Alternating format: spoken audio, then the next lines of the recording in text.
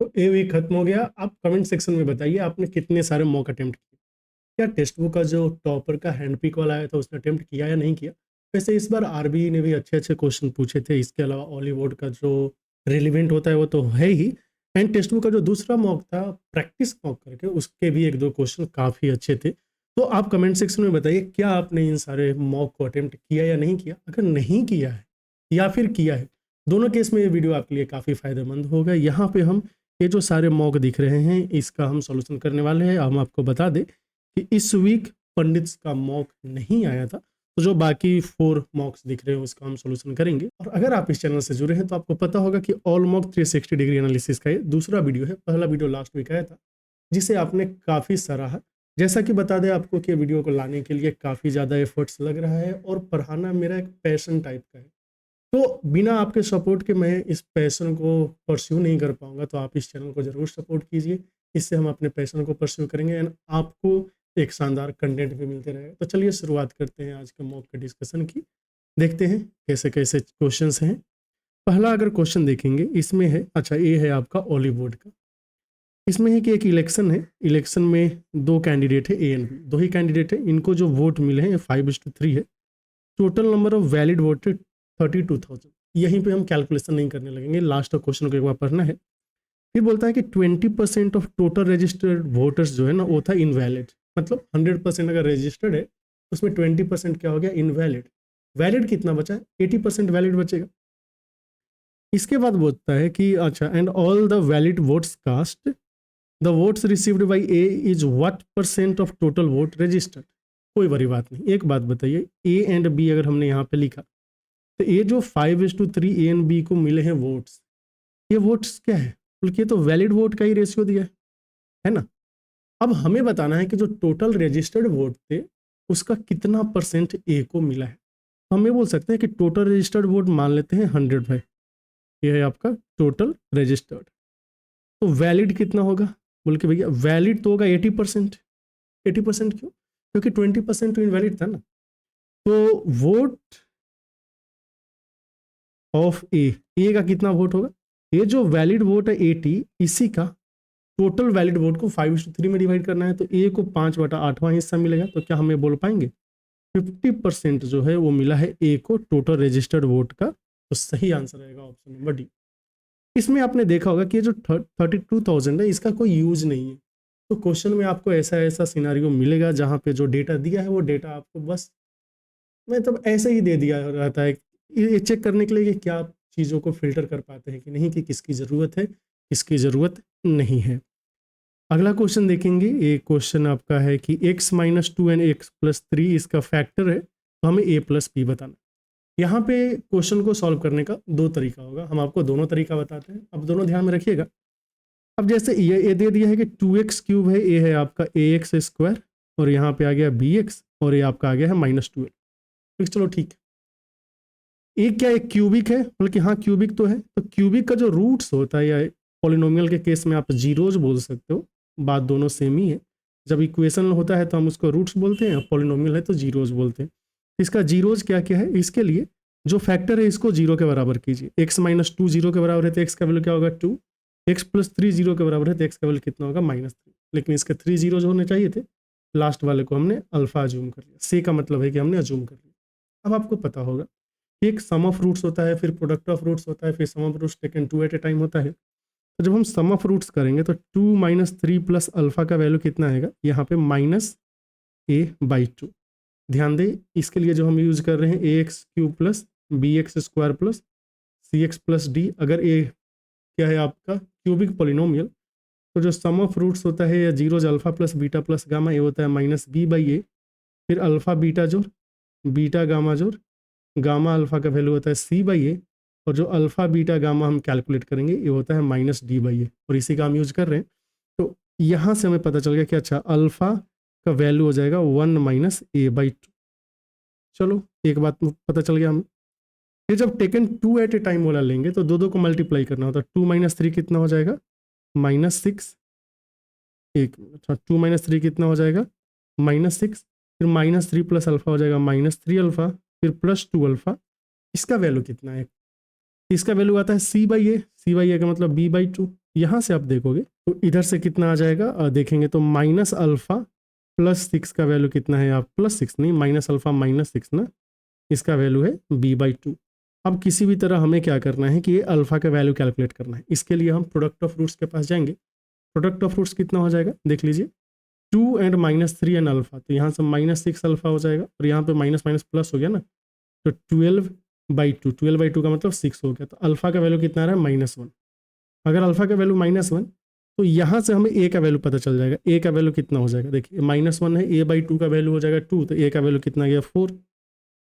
इधर से बी का वैल्यू आ जाएगा ना, कितना आ गया, माइनस माइनस प्लस हो गया, तो -6 + 1 मिलकर -5 हो जाएगा। अच्छा, b/a हमने लिख दिया, b/2 होगा, तो फिर b का वैल्यू यहाँ से कितना आ जाएगा, a आ गया -10। अब आपको क्या चाहिए, a + b चाहिए, तो a + b का वैल्यू कितना आ गया, -6। अब a तो a ऑप्शन हो गया, ठीक, यहाँ पे हमने a + b कैलकुलेट कर लिया, आंसर आ जाएगा आपका ऑप्शन नंबर ए। लेकिन जो इसको सॉल्व करने का दूसरा मेथड है वो क्या है, चलिए वो भी देख लेते हैं। इसके लिए हम क्वेश्चन को कॉपी करके नेक्स्ट पेज पे लेके चलते हैं। कॉपी। अब हमें पता है कि ये जो अपना पॉलिनोमियल px है, ये कितना है, हो गया आपका 2x³ + ax² + bx - 12, ये हो गया, बल्कि बिल्कुल सही। अब यहाँ से जो चीज़ है ना, वो आपको करना है कि x - 2 को 0 करेंगे, x + 3 को 0 करेंगे, तो x का वैल्यू आ गया एक जगह से 2, x जगह आ गया -3, 2 एंड 3 -3 इसका जीरोज हो गया। जीरोज का मतलब अगर हम x के प्लेस पे 2 पुट कर रहे हैं तो 0 आना चाहिए, फिर अगर हम x के प्लेस पे -3 पुट कर रहे हैं फिर भी 0 आना चाहिए। 2 पुट करने से 0 आएगा, इसको करेंगे तो कितना आ जाएगा, 8 × 16 + 4a + 2b - 12 = 0। यहाँ से कितना आ जाएगा, देखिए तो 16 में से 12 गया 4 होगा, तो उधर जाकर -4 होगा, तो ये जो है ना 2a + b का वैल्यू आ गया -2, ये एक इक्वेशन हो गया। यहाँ से कितना आएगा, -54 + 9a -3b - 12 = 0। अब देखिए, अब -54 एंड -12 मिलकर कितना होगा, -66।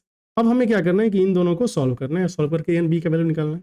अब इसको सिंप्लीफाई करेंगे, इससे करेंगे, अगर इन दोनों को ऐड करेंगे तो 5a का वैल्यू आ रहा है 20, यहाँ से a का वैल्यू 4 आ गया। अब a का वैल्यू 4 किसी में पुट कीजिए तो v का वैल्यू कितना आ जाएगा, -10 आ जाएगा। अब हमें क्या चाहिए, a + b कितना आ गया, -6। देखिए ये जो दूसरा तरीका है आप इससे भी सॉल्व कर सकते थे, आपको कौन सा तरीका पसंद है आप उसी का यूज़ कीजिए। उम्मीद करते हैं ये जो चीज़ आपको समझ में आ गया होगा। एंड ये वाला जो चीज़ है ना, यहाँ पे जो हमने डेटा दिया, जो फॉर्मूले बोले हैं, इस फॉर्मूले को आप याद रखिए। अब अगले क्वेश्चन पे चलेंगे।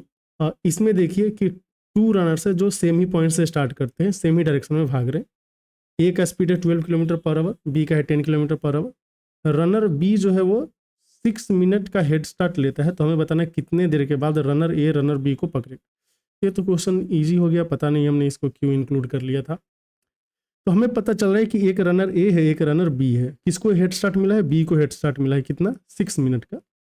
तो 6 मिनट में कितना डिस्टेंस ट्रैवल करेगा, 6 इंटू इसका स्पीड कितना है, स्पीड देखोगे तो बी का है 10 km/h ना, तो 10 के रफ्तार से 6 मिनट का मतलब हो गया 1/10 घंटे, तो 1 किलोमीटर जो है ये दूर है। अब बी जो है वो 10 km/h से जाएगा, एंड यहाँ से ए इसके पीछे जा रहा है 12 km/h से। हमें बताना है कितने देर में पकड़ लेगा, तो रिलेटिव स्पीड से ही पकड़ेगा। टाइम कितना लगेगा, टाइम देखिए 1 किलोमीटर जाना है, रिलेटिव स्पीड हो गया 2 किलोमीटर प्रति घंटे, तो 1/2 आवर, जिसे आप 30 मिनट्स बोल सकते हो। तो सही आंसर आएगा आपका option number C. Question number 69 देखेंगे। इसमें है कि ट्रेडर जो है ये बैच ऑफ गुड्स को बेचता है डिस्काउंट पे, डिस्काउंट कितना है, 30%।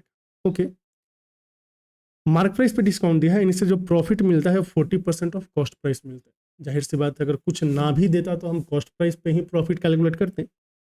अगर इंस्टीड मतलब इसके अलावा या फिर इसके बदले उसने 20% का डिस्काउंट ऑफर किया होता मार्क प्राइस पे, पहले कितना करा था, 30% का।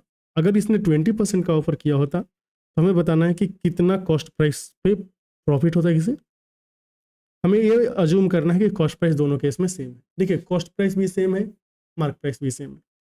जब भी डिस्काउंट एंड प्रॉफिट का केस आपके सामने आए या फिर डिस्काउंट एंड लॉस का केस सामने आए, तो ये रेशियो याद रखिए, cost price and mark price का जो रेशियो होता है ना, ये होता है 100 - डिस्काउंट बाई 100 + प्रॉफिट। ठीक है, प्रॉफिट परसेंट, ये रेशियो होता है। और ये जो फॉर्मूला है ये आपको ध्यान में रखना है, बहुत काम का चीज़ है। इस केस में अगर हम देखें तो cost price and mark price का रेशियो क्या होगा।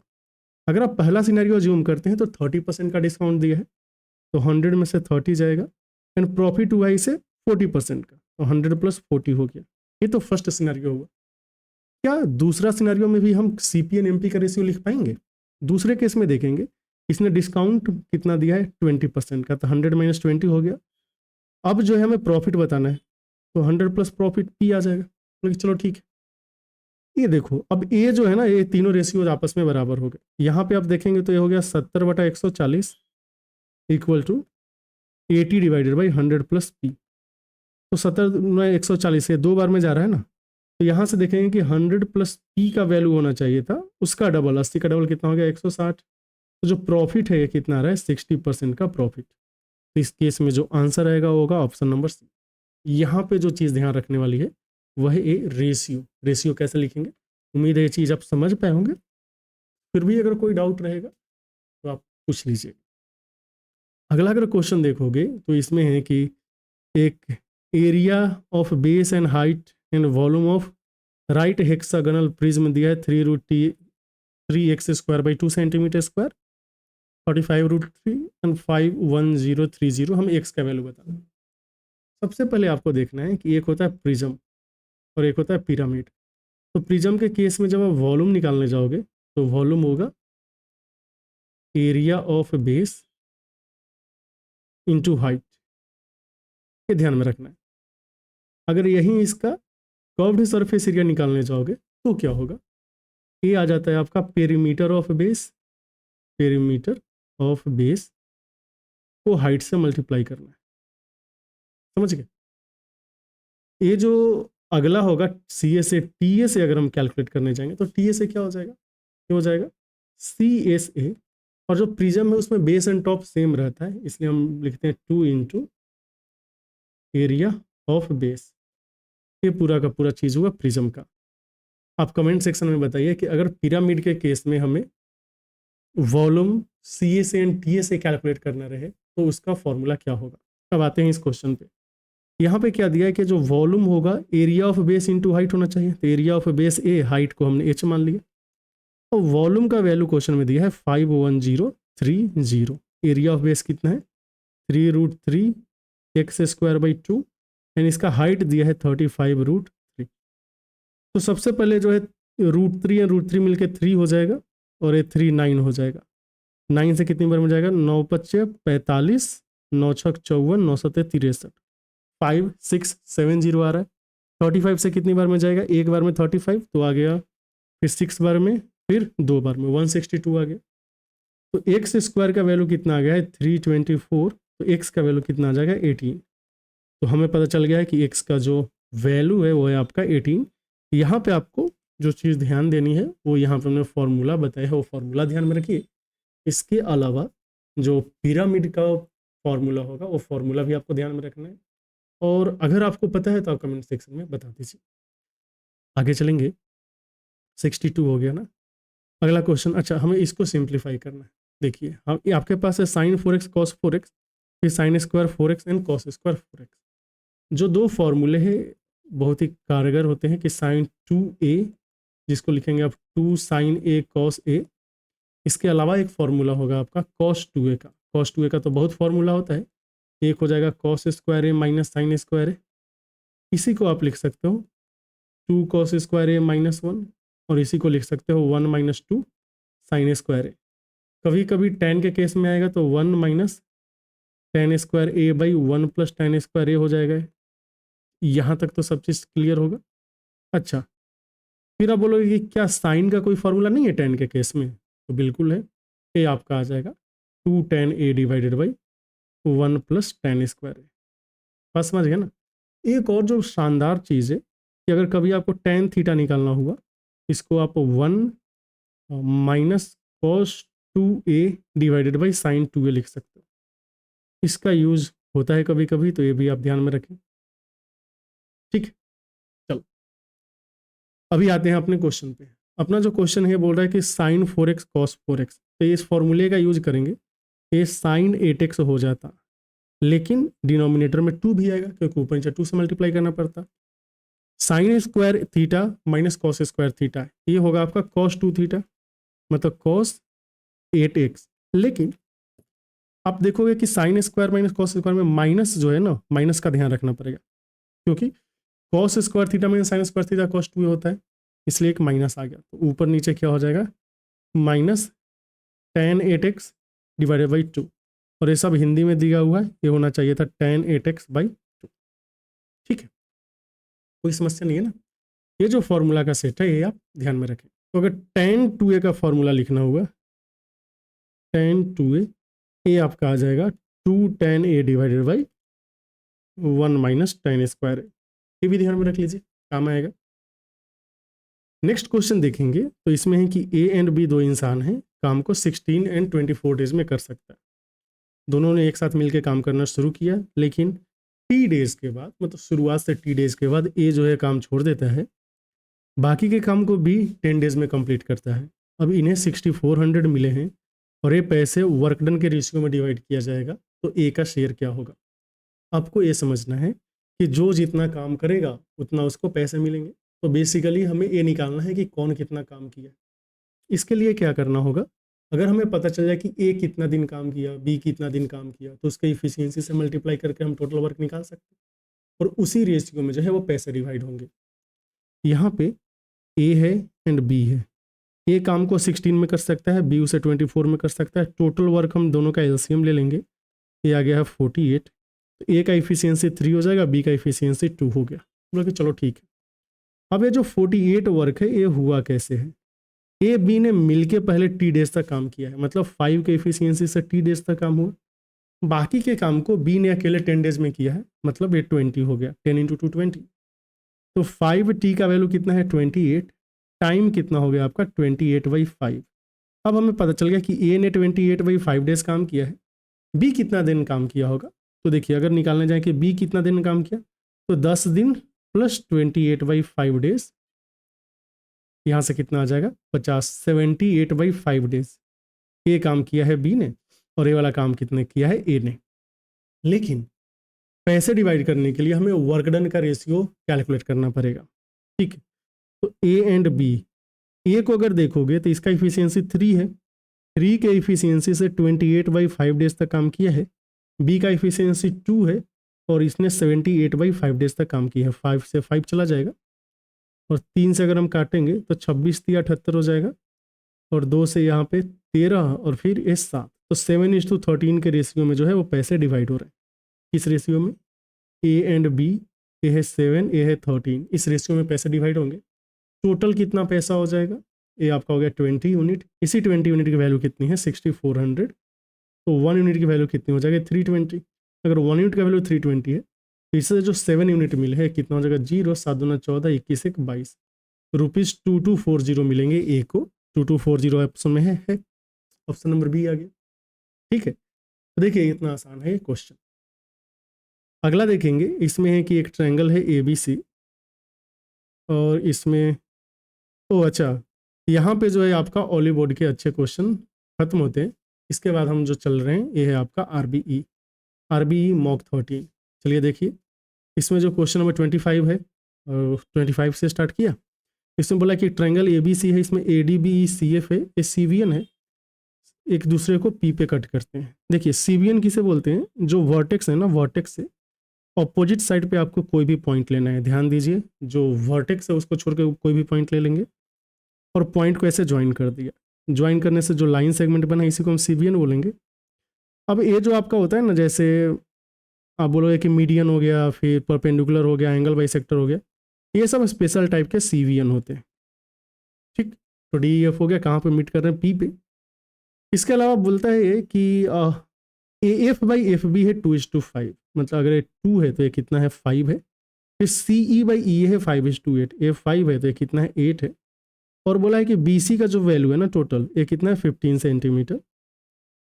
अभी हमें बताना है कि बी डी कितना है एंड डी सी कितना है।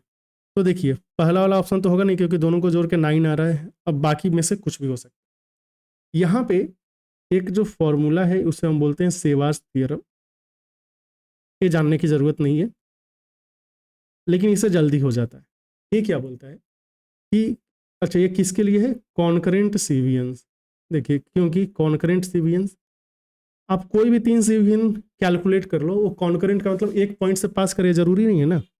अगर मान लेते हैं सीवियन एक पॉइंट से पास कर रहा है, तो जो सेवास थ्योरम है वो क्या बोलता है, कोई एक वर्टेक्स सेलेक्ट कर लो, जैसे हमने बी सेलेक्ट किया है, तो लिखो B D by D C, फिर इनटू सी पे खत्म हुआ, फिर सी से स्टार्ट करो, सी ई बाई ई ए, कहाँ पे खत्म हुआ, ए पे खत्म हुआ, फिर A F by F B, A F by F B, ये जो मल्टीप्लीकेशन है 1 होगा। ये है आपका सेवास थ्योरम। देखिए हमें लगता है कि हम नाम सही बोल रहे हैं सेवास थ्योरम, बाद में हम कंफर्म करेंगे कि ये इसका एक्चुअल नेम है या फिर कुछ और है, नहीं तो एक मिलेनस थ्योरम भी होता है। खैर ये सब छोड़ते हैं। तो B D by D C जो है ना, ये हमें नहीं पता है, into C E by E ए का वैल्यू है 5/8, A F by F B का वैल्यू है 2/5, वैल्यू 1 आ रहा है, गया गया 4, तो हमें पता चल गया कि B D by D C जो है कितना होगा, 4:1 होगा। अगर ये 4:1 आ रहा है B D and D C का रेशियो, तो कोई दिक्कत ही नहीं। इन दोनों को जोड़ेंगे कितना आएगा, 5 यूनिट, और इस 5 यूनिट की वैल्यू कितनी है, 15 सेंटीमीटर।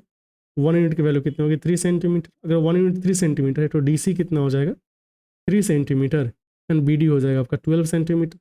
क्या 12 एंड 3 ऑप्शन में है? तो हो गया। अब बात यह है कि सबको सेवास थ्योरम याद रहे तो ज़रूरी नहीं है, बोल के बिल्कुल सही बात। तो इसको करने का दूसरा तरीका भी होना चाहिए। ऐसे तो इसके करने के बहुत सारे तरीके हैं, लेकिन और जो आसान वाला एक तरीका है उसको आप बोलते हो क्या नाम है, एमपीटी, हाँ, मास पॉइंट थ्योरम। मास पॉइंट थ्योरम, ये मास पॉइंट थ्योरम जो है ये फिजिक्स पे बेस्ड है। फिजिक्स पे कैसे बेस्ड है पहले ये देख लेते हैं, फिर सिंपल तरीका। यह बोलता है कि मान लेते हैं आपके पास कोई एक ऑब्जेक्ट है, इस ऑब्जेक्ट को आपको बैलेंस करना है, और बैलेंस करना है, ये जो पॉइंट है ना यहाँ पे बैलेंस करना है। यहाँ पे हमने एक मास जो सबटेंड किया है m1 है, और यहाँ पे क्या है आपका m2 है। तो बैलेंस कब होगा, अच्छा ये डिस्टेंस मान लेते हैं L2 है, ये डिस्टेंस L1 है।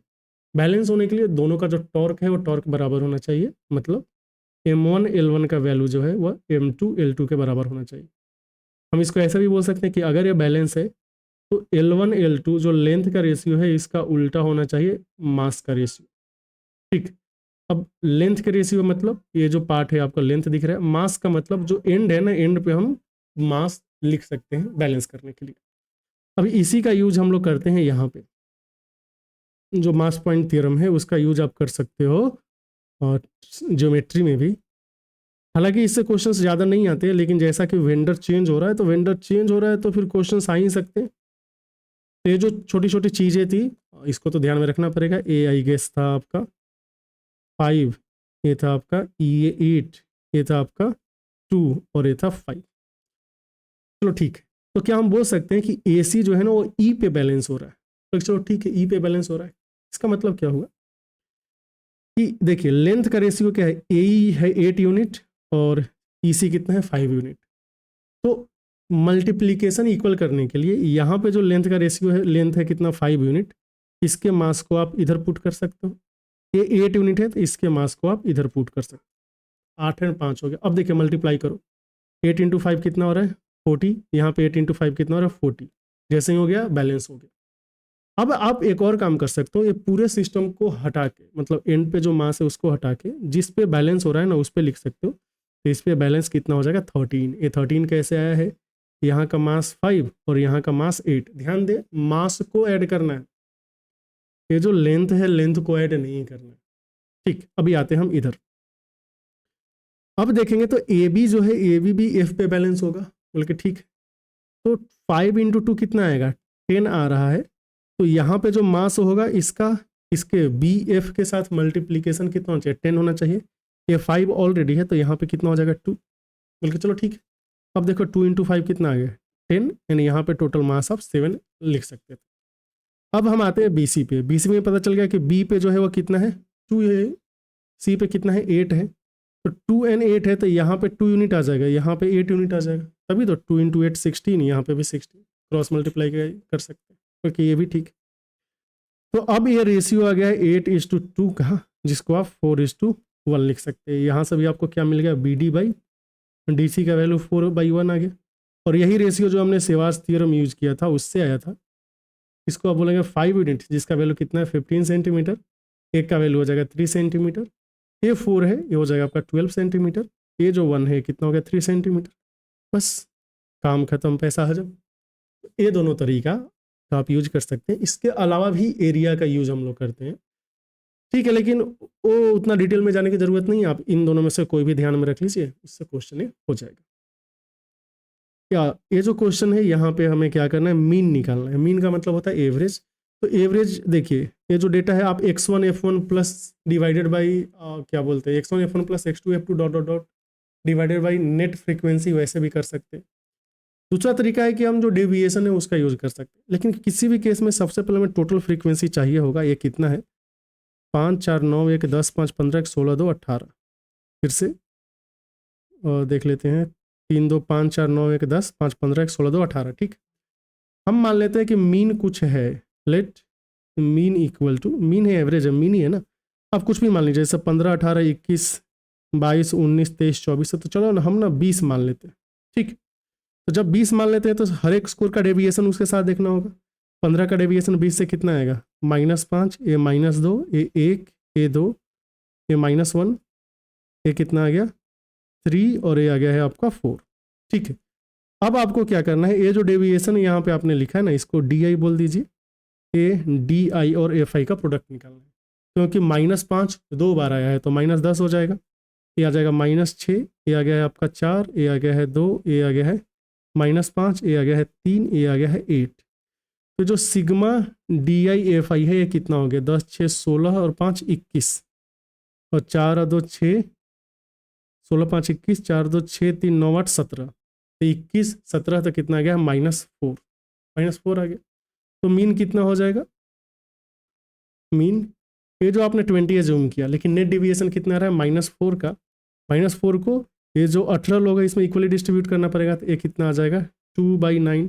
अब 2/9 को क्या लिख सकते हैं, 9 दूना 18, 9 दूना 18, 0.22, ये आ गया 20 में से 0.22 माइनस होगा तो आ जाएगा 19.78।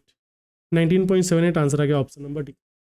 समझ गए, तो हमने बस डेविएशन का यूज किया। आप जो नॉर्मल तरीका है उसका भी यूज कर सकते हो।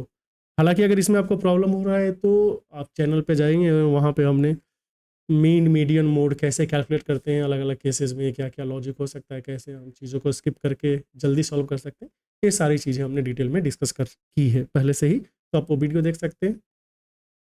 अच्छा, क्वेश्चन नंबर 18 है, इसमें बोलता है कि ऑब्ट्यूस एंगल ट्रायंगल। ऑब्ट्यूस का मतलब होता है अधिकोण, जिसमें लेंथ ऑफ लॉन्गेस्ट साइड जो है वो कितना है, XZ है।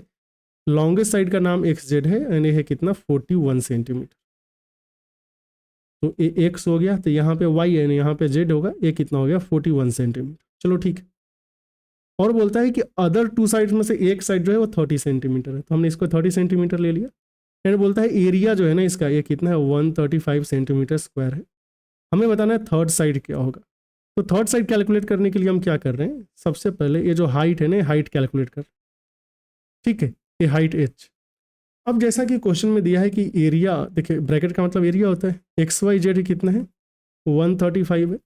अब इस एरिया को लिख सकते हैं कि 1/2 इंटू बेस क्या है ट्रायंगल का, बेस YZ है, एंड हाइट कितना है H, ये है आपका 135। इसी को आप अच्छे से लिखिए, तो आ जाएगा 1/2 इंटू YZ का वैल्यू 30 है, एंड H हमें कैलकुलेट करना है, ये हो गया 135, ये 15 बार में, चाहे 135 को, ठीक, और 15 9 35 से H का वैल्यू कितना गया 9 सेंटीमीटर। बस ये वैल्यू हो गया कितना 9 सेंटीमीटर। अब देखिए, आपको तो ये पता होना चाहिए कि एक राइट ट्रायंगल में अगर ये 9 है और ये 41 है, तो नीचे कितना होगा 40 होगा। तो यहाँ से लेके यहाँ तक कितना आ गया 40 सेंटीमीटर। अगर ये 40 सेंटीमीटर है, इसका नाम M रख लेते हैं, तो अगर MZ का वैल्यू 40 सेंटीमीटर हुआ दोस्त, तो MY का वैल्यू कितना होगा, बोले 10 सेंटीमीटर, ये हो गया आपका 10 सेंटीमीटर। तो आपने तो XY निकालना है ना, तो XY पाइथागोरियन थ्योरम से आ जाएगा, पाइथागोरियन नहीं पाइथागोरस थ्योरम से, तो √181, समझ गया ना, 10 का स्क्वायर प्लस 9 का स्क्वायर, तो आंसर आ गया √181, तो आंसर होगा ऑप्शन नंबर ए। तो उम्मीद करते हैं चीज़ आप समझ पाए होंगे। यहाँ पे हमने ज़्यादा कोई कैलकुलेशन यूज नहीं किया, चीज़ें ईजिली ही होगी। अब ये जो क्वेश्चन दिया है इसमें x⁻39 + y⁻36 चाहिए, जब भी अपने पास एक इक्वेशन हो जिसमें एक से ज़्यादा वेरिएबल हो, ध्यान दीजिए एक इक्वेशन में नॉर्मली हम एक ही वेरिएबल का वैल्यू निकाल सकते हैं, लेकिन अगर एक से ज़्यादा वेरिएबल हो और वहाँ पे वैल्यू कैलकुलेट करना हो, ऐसा पॉसिबल तभी है जब बाउंड्री वैल्यू हो रहा हो। बाउंड्री वैल्यू मतलब मान लेते हैं a square plus B square equal to 0 हो। अब स्क्वायर या तो 0 होगा या पॉजिटिव होगा, तो ए का वैल्यू बी का वैल्यू 0 इसके बराबर हो जाएगा। बात समझ रहे? बाउंड्री का मतलब या तो मैक्सिमम पे होगा या मिनिमम पे होगा। जैसे एक और, अगर मान लीजिए हमने sine X plus sine Y लिखा है और इसका वैल्यू क्या लिख दिया 2, अपने पास एक ही इक्वेशन है, बल्कि यहाँ एक ही वैल्यू आना चाहिए था वेरिएबल का, लेकिन यहाँ पे दो वेरिएबल है। तो हमें पता है कि साइन का जो मैक्सिमम वैल्यू है 1 हो सकता है, एंड तो साइन एक्स का भी 1 होना चाहिए एंड साइन वाई का वैल्यू भी 1 होना चाहिए। तो देखिए ये होता है बाउंड्री, दोनों मैक्सिमम पे इक्वल हो रहा था। तो ऐसे ऐसे केसेज आपके सामने आते रहेंगे। तो यहाँ पे 0 के इक्वल किया तो हम सोचेंगे कहीं परफेक्ट स्क्वायर का सीन हो रहा है क्या। X square plus 2x plus 1 है और यहाँ पे 4y स्क्वायर है इक्वल टू 0 है। यहाँ पे देखो ये x प्लस 1 का स्क्वायर आ गया और ये आ गया है 4y स्क्वायर इक्वल टू 0।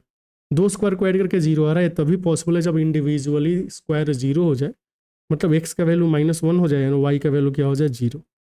अगर x का वैल्यू -1 है, y का वैल्यू 0 है, तो यहाँ पे जो आपको कैलकुलेट करना है -1 का पावर 39 होता है -1, तो जो आंसर आएगा वो क्या हो जाएगा -1। चूंकि y 0 है तो y का पावर 36 क्या आएगा 0। क्वेश्चन नंबर 12 अगर देखेंगे तो ये है 1 2 3 1 2 3 1 2 3 1 2 3। कितनी बार है 1 2 3? 1 2 3 4, 4 टाइम्स है 1 2 3। और हमें बताना है कि यह 6 एंड 11 से डिविजिबल है या नहीं। सबसे पहली बात, ये जो नंबर है ये क्या है ऑड। ऑड नंबर है तो कोई भी इवन नंबर से डिविजिबल नहीं होगा, मतलब कि नॉट डिविजिबल बाई 6। क्योंकि 6 से डिविजिबल होने के लिए सबसे पहले जो संख्या है उसको इवन होना जरूरी है, क्योंकि 6 में 3 एंड 2 दोनों आता है। तो सबसे तो देखिए क्या बोलते हैं डिविजिबल बाई 6 ओनली, ये वाला तो कैंसिल हो गया। 6 एंड 11 दोनों से डिविजिबल है, ये भी कैंसिल हो गया। फिर ये बोलता है नीदर 6 नॉर 11। 11 से डिविजिबल होने के लिए क्या करते हैं, और डिविजिबल बाई 11। आपको पता है 11 से डिविजिबिलिटी चेक करने के लिए हम ऑड एंड इवन प्लेस पे जो नंबर्स है उसको ऐड करते हैं, फिर उसका डिफरेंस लेते हैं। तो ये 1 2 3 1 2 3 1 2 3 1 2 3, देख लीजिए 1 3 2 1 3 2, कितना हो गया 1 3 1 4 6 7 3 1 4 2 6 1 7 3 10 2 12। तो 12 माइनस 12 होगा, क्योंकि टोटल सम 24 आ रहा था, तो ऑड प्लेस पे जो है उसका सम अगर 12 है तो इवन प्लेस वाले का भी सम ना होगा 12, ये आ गया 0। ये 0 जो है ये तो है आपका डिविजिबल बाई 11, बोले कि है। अगर ये डिविजिबल बाई 11 है तो नंबर भी डिविजिबल बाई 11 होगा। इसका मतलब जो नंबर दिया हुआ है तो बस 11 से डिविजिबल है, 6 से डिविजिबल नहीं होगा। आइए 11 नंबर में देखिए, इसमें एक एलओए है जिसमें मेटल है ABC, इसका रेशियो है 2:3:1। दूसरा जो एलओए है उसमें मेटल है BCD, रेशियो दिया है 5:4:3। दोनों को मिक्स किया गया है। मिक्स करते टाइम दोनों के इक्वल वेट को मिक्स किया गया है। तो यहाँ पे जो की पॉइंट है वो है इक्वल वेट।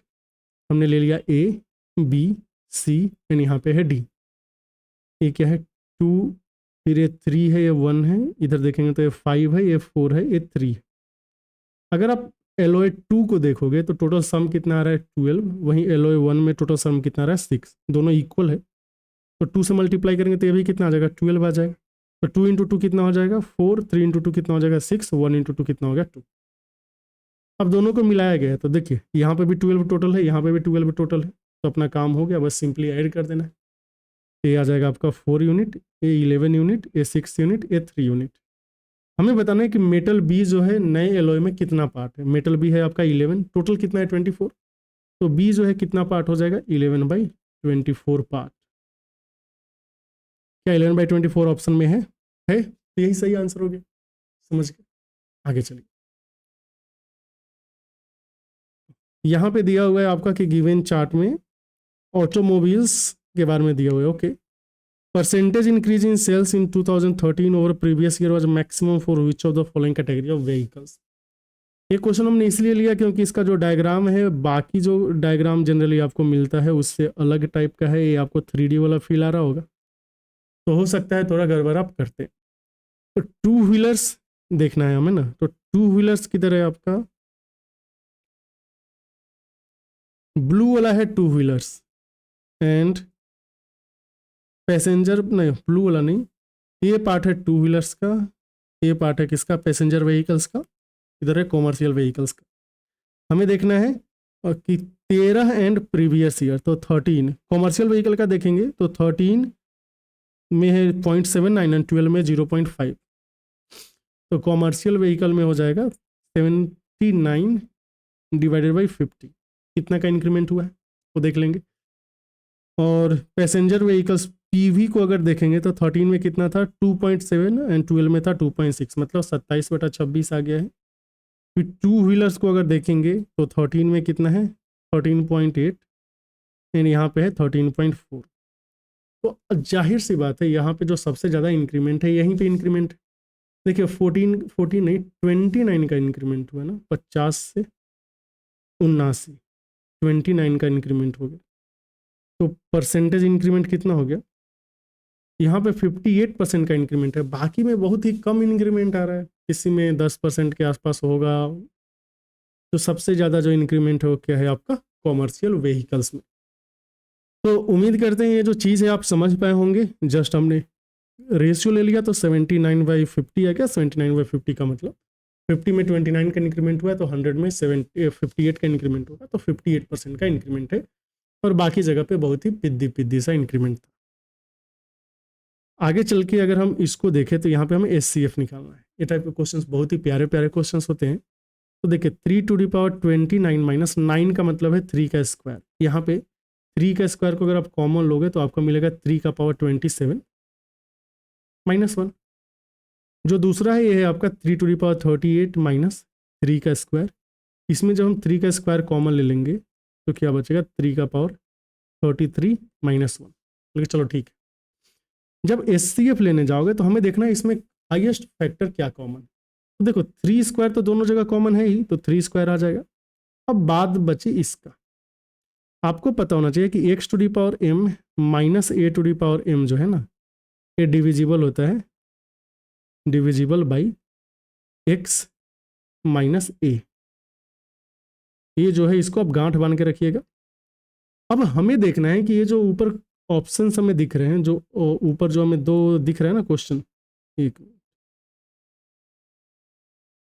ये भाई, हाँ ऊपर जो दिख रहा है इसमें हम इक्वल पावर कैसे जनरेट कर सकते हैं। जैसे जो 37 है, 37 को हम क्या लिख सकते हैं, अच्छा 38 में से 2 गया तो 36 आएगा ना, 36 आएगा। तो 27 एंड 36 का जो SCF होगा वो क्या हो जाएगा आपका 9 हो जाएगा ना। तो इसको आप ऐसे भी लिख सकते थे, तो ये 3 का power 9 to the power 3 minus 1 का पावर 3 लिख सकते हैं। यहाँ पे हम लिख सकते हैं 3 का power 9 to the power 4 minus 1 का पावर 4 है, बोले कि बिल्कुल लिख सकते हैं। अब आप इसको ध्यान से देखो, क्या ऐसा लग रहा है कि ये 3 का पावर 9 को अगर हम a अजूम कर रहे हैं तो a का पावर m माइनस b का पावर m है, या a माइनस b से डिविजिबल होगा, मतलब कि a वाला पार्ट है डिविजिबल बाई 3 का पावर 9 माइनस 1। नीचे वाला भी देखेंगे 3 का पावर 9 माइनस 1 से डिविजिबल है। तो अगर दोनों 3 का पावर 9 माइनस 1 से डिविजिबल है तो SCF में 3 का पावर 9 माइनस 1 को लिखना पड़ेगा। अब ये मल्टीप्लाई कीजिए 3 का पावर 11 माइनस 9, ये सही आंसर हो गया। तो 3 का पावर 11 माइनस 9 ऑप्शन है, यही आंसर है। तो उम्मीद करते हैं ये चीज़ आप समझ पाए होंगे। एंड इसको अगर हम और सिंप्लीफाई करें तो x का पावर m माइनस 1 जो है ना, ये डिविजिबल होगा, डिविजिबल बाई x माइनस 1। ये कुछ नया नहीं है, ये इसी का एक स्पेशल फॉर्म हो गया कि x⁻m minus a⁻m x minus a से डिविजिबल होगा। अब 1 को आप 1 का कोई भी पावर लिख सकते हो, इसलिए हमने लिखा कि x का पावर m माइनस 1 भी आपका x माइनस a से डिविजिबल होगा। समझ गए, आगे चलिए। ये है आपका क्वेश्चन नंबर 6। इसमें है कि एमा है वो 345 किलोमीटर जाती है 7 आवर्स में। टोटल जर्नी में उन्होंने फर्स्ट पार्ट को 45 किलोमीटर पर आवर से बस से ट्रेवल किया है, बाकी को उन्होंने ट्रेन से किया है जिसकी रफ्तार है 60 किलोमीटर पर आवर। तो हमें बताना है कि उन्होंने कितना डिस्टेंस ट्रेन से ट्रेवल किया। इसको सॉल्व करने का दो तरीका जो है बहुत ही आसान है। एक है अपना एकदम बेसिक में हम मान लेंगे कि जो है वो ट्रेन से मान लेते हैं कि टी डिस्टेंस ट्रेवल की है, टी टाइम तक ट्रेवल की है, तो बस से 7 - टी तक ट्रेवल की होगी। बोले कि बिल्कुल सही। तो टोटल डिस्टेंस कितना आएगा 60t प्लस यहाँ पे 45 है, 7 - टी, इसका वैल्यू कितना है 345। 15 से करेंगे 4 बार में, ये 3 बार में, 15 दूना 30, 4 34, तो 15 तिया 45। अब देखेंगे 4th टी में से 3t जाएगा टी, टी का वैल्यू कितना हो गया 23 में से 21 गया 2।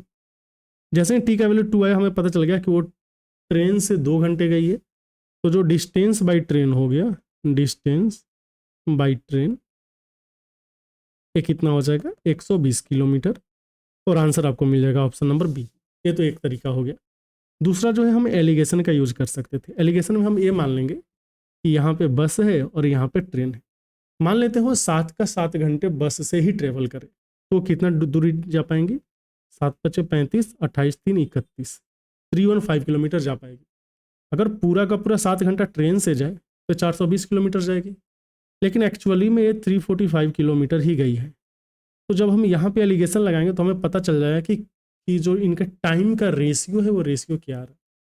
अगर देख लीजिए 425 में से एक गया तो कितना हो जाएगा 55 & 20, यहाँ पे हो गया 75, और यहाँ पे हो जाएगा आपका 30।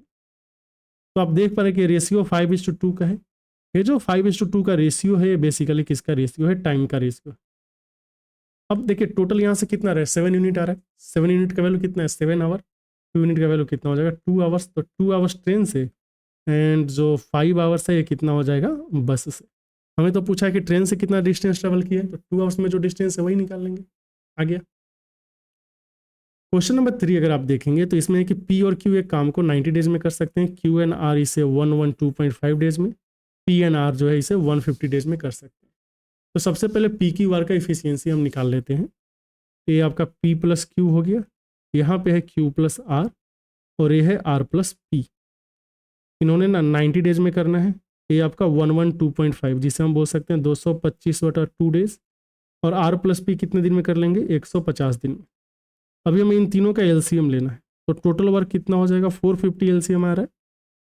तो 90 वाला पी प्लस क्यू का इफिशियंसी 5 है, क्यू प्लस आर का 4 हो जाएगा, और इसका कितना हो जाएगा 3।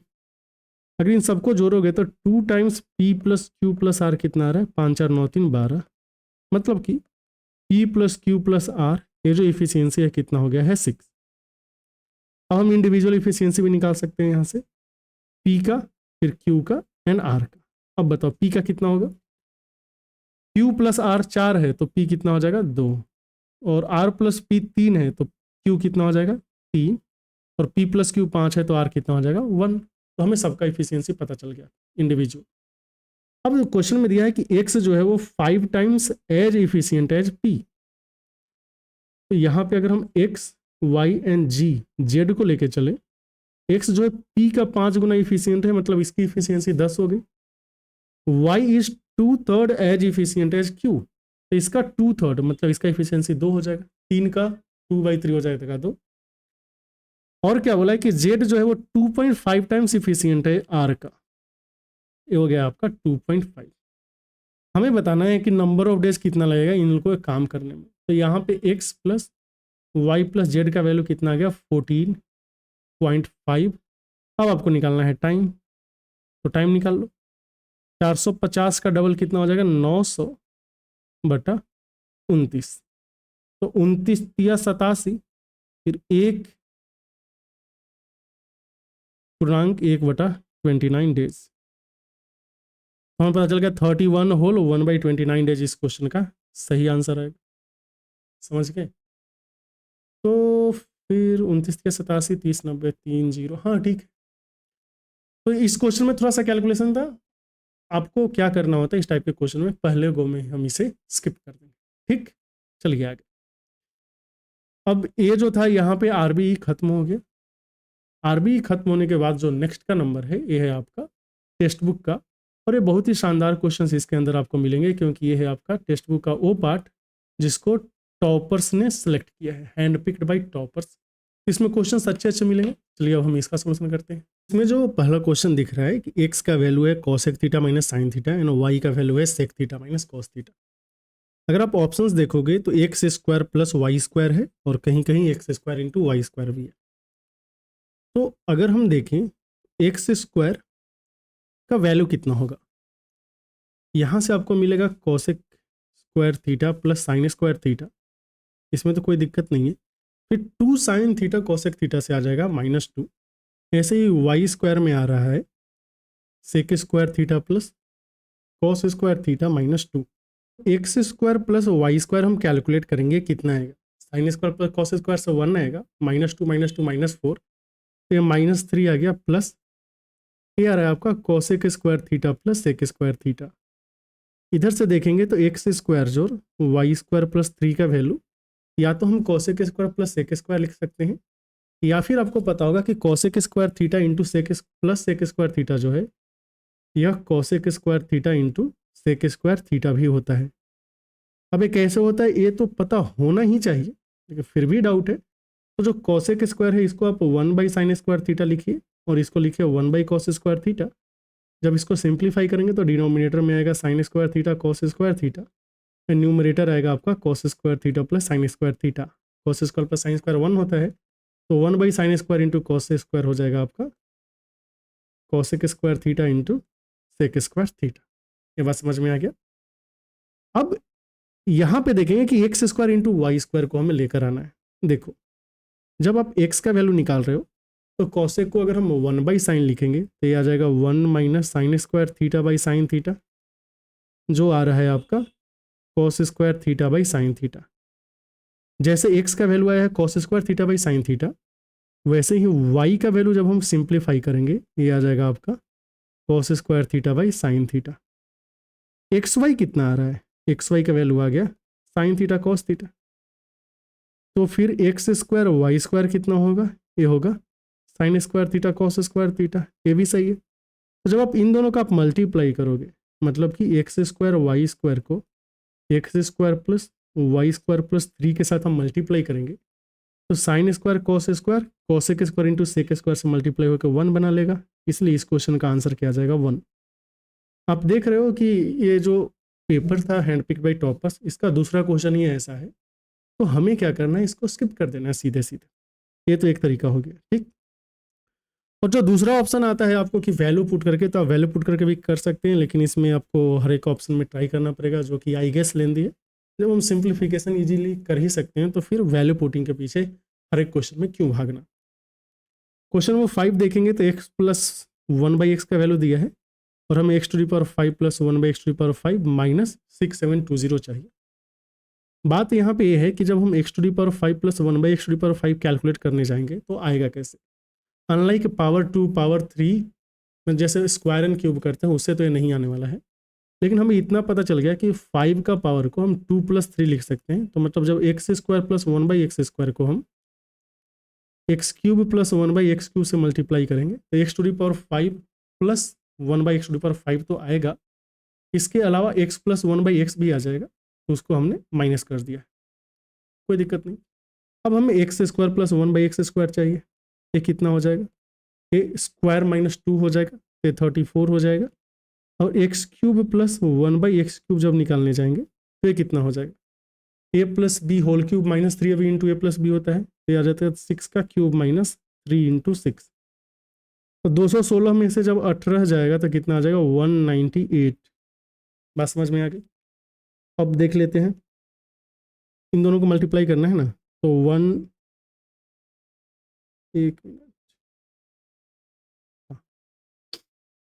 यहाँ से हमें एक बात तो पता चल गया कि जो हमें वैल्यू चाहिए वो क्या चाहिए, x⁵ प्लस 1/x⁵ माइनस 6720, यही चाहिए ना। तो ये कितना आ रहा है देख लीजिए, 34 इंटू 198 में से 6 को पहले माइनस करना होगा, या फिर ऐसे बोलेंगे -6 - 6720, तो ये मिल के कितना हो जाएगा 6726। अब देखिए ये आ रहा है 8 चौका 32, यूनिट डिजिट कितना आ रहा है 2, इसका यूनिट डिजिट कितना है 6। जब 12 में से 6 जाएगा तो यूनिट डिजिट कितना आना चाहिए, बोले कि यूनिट डिजिट आना चाहिए इसका 6। अभी 6 यूनिट डिजिट वाला 2 ऑप्शन है, अब 6726 तो आंसर होगा नहीं, आंसर क्या आ जाएगा आपका 6, क्योंकि 6726 जो है वो बहुत ही बड़ा वैल्यू है। अब 34 जैसे 198 को 10 से गुना करेंगे तो 1980 आएगा, 30 से करेंगे तो कितना आ जाएगा 19 तिया 57, 8 3 की 24, मतलब 5940 आ गया। फिर 4 से करेंगे तो इसके पास ही जा रहा है, 6726 के पास ही जा रहा है, समझ गए। तो फिर आंसर क्या आ गया 6, हमने पूरा कैलकुलेशन नहीं किया। तो ऐसे ऐसे छोटा छोटा जो चीज़ें हैं ना, इसका आप यूज कर सकते हो। आइए क्वेश्चन नंबर 4। क्वेश्चन नंबर 4 में क्या दिया हुआ है कि interior angle of a regular polygon जो है वो 90 डिग्री ज़्यादा है मेजर ऑफ एक्सटीरियर एंगल से। आपको पता होना चाहिए कि जब भी हम रेगुलर पॉलीगन की बात करेंगे तो जो इंटीरियर एंड एक्सटीरियर एंगल है ना, इसको जोड़ देंगे तो कितना आ जाएगा, आएगा 180 डिग्री। ध्यान दें, ये इंटीरियर एंड एक्सटीरियर का सम 180 डिग्री बस रेगुलर पॉलीगन में नहीं, हर एक पॉलीगन में होगा। लेकिन चूंकि रेगुलर पॉलीगन में हर एक एंगल इक्वल होगा, मतलब हर एक इंटीरियर एंगल इक्वल होता है, हर एक एक्सटीरियर एंगल इक्वल होता है, तो यहाँ पे कैलकुलेशन थोड़ा इजी हो जाता है नंबर ऑफ साइड्स निकालने के लिए। तो आई फॉर इंटीरियर और x for E for exterior, ये रेशियो कितना दिया है, रेशियो नहीं क्वेश्चन में दिया है कि इंटीरियर एंगल 90 ज़्यादा है एक्सटीरियर से। तो अगर एक्स एंड वाई ले, हमें पता है कि एक्स प्लस वाई का वैल्यू कितना है 180 डिग्री, और एक्स माइनस वाई का वैल्यू कितना है 90 डिग्री। तो फिर वाई का वैल्यू कितना हो जाएगा, वाई का वैल्यू 45 डिग्री हो जाएगा। अब यहाँ से ना नंबर ऑफ साइड्स निकालना आसान है। कैसे, एक्सटीरियर एंगल जो होता है ना रेगुलर पॉलीगन में, ईच एक्सटीरियर एंगल, आपको पता होना चाहिए किसी भी पॉलीगन में जो एक्सटीरियर एंगल का सम होता है वो 360 डिग्री होता है, किसी भी पॉलीगन में, मतलब रेगुलर हो या ना हो। जब रेगुलर होगा तो हर एक एक्सटीरियर एंगल इक्वल हो जाएगा, इसलिए ईच एक्सटीरियर एंगल को हम लिखते हैं 360 डिग्री बाई एन। हमें पता चल गया ये तो 45 है, इसका वैल्यू कितना होगा 360 डिग्री बाई एन। तो 45 कितनी बार में जाएगा, 8 बार में, 8 25 40, 8 का 32, 4 36, 8 बार में। इसलिए जो नंबर ऑफ साइड्स है वो कितने हो गए 8, मतलब कि option number C, option number 3। ठीक, अगला देखिए, इसमें है कि एक 11 डिजिट का नंबर दिया है और ये बोल रहा है कि डिविजिबल है 72 से। 72 का मतलब क्या हो गया 9 इंटू 8। हमें बताना है कि smallest for smallest value of x what is the value of x plus 2y।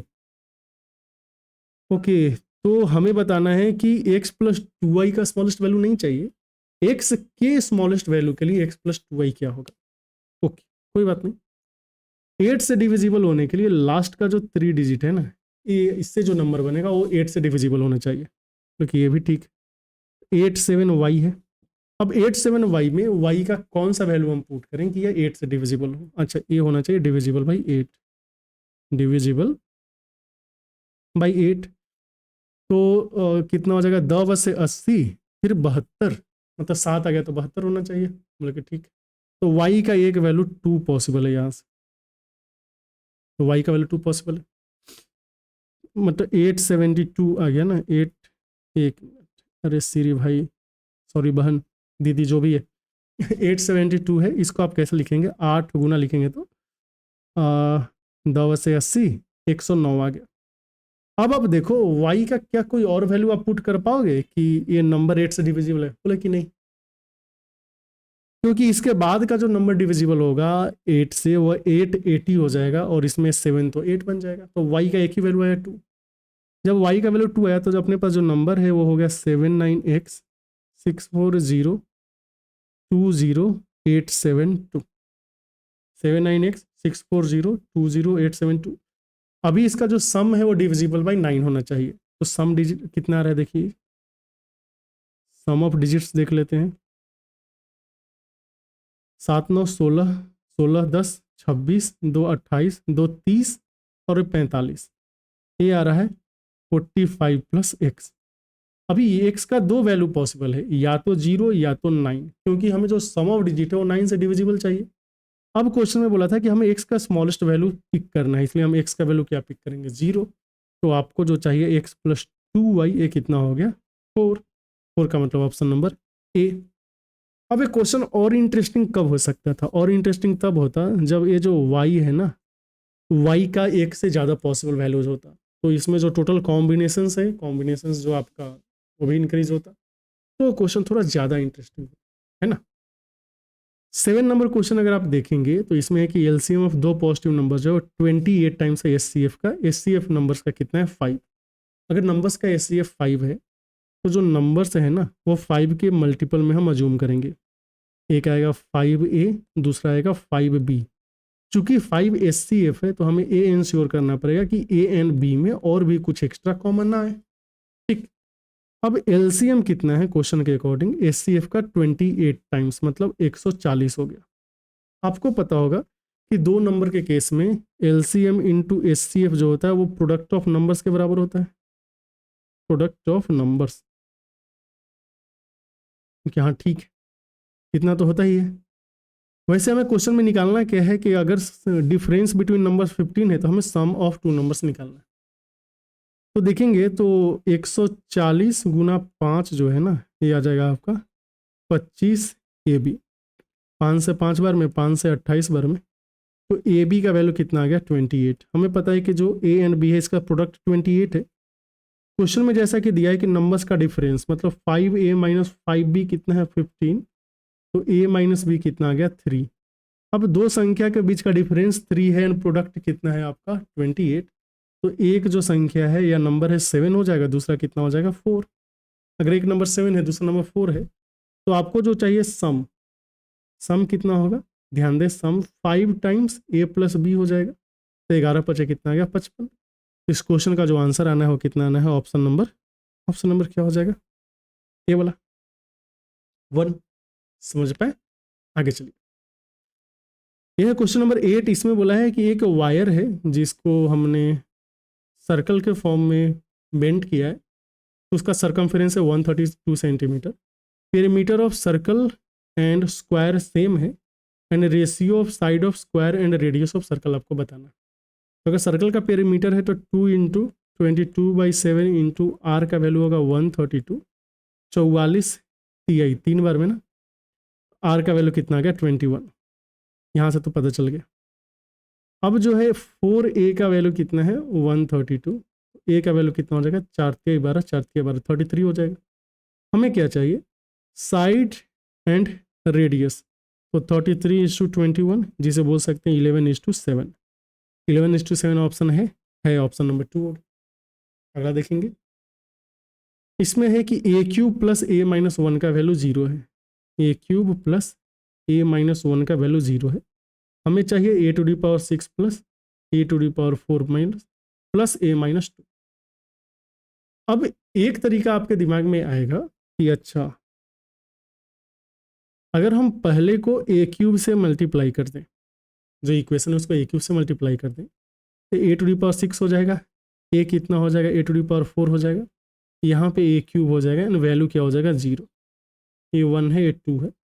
अगर हमने इन दोनों को ऐड किया 1 + 2 परफॉर्म किया, A³ कैंसिल हो जाएगा और अपने को मिल जाएगा A⁶ plus A⁴ plus A-1 = 0। अब क्वेश्चन में क्या बोला है कि -2 चाहिए, तो -1 तक 0 है तो -2 का वैल्यू कितना हो जाएगा, ये -1 आ जाएगा। तो -1 आ गया तो आंसर कौन सा हो गया, ऑप्शन नंबर 1।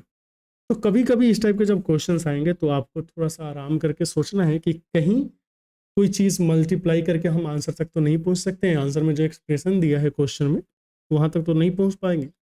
अगर पहुंच पाएंगे तो हमें देखना है कि क्या मल्टीप्लाई करना है। समझ गए, अब चलते हैं आगे।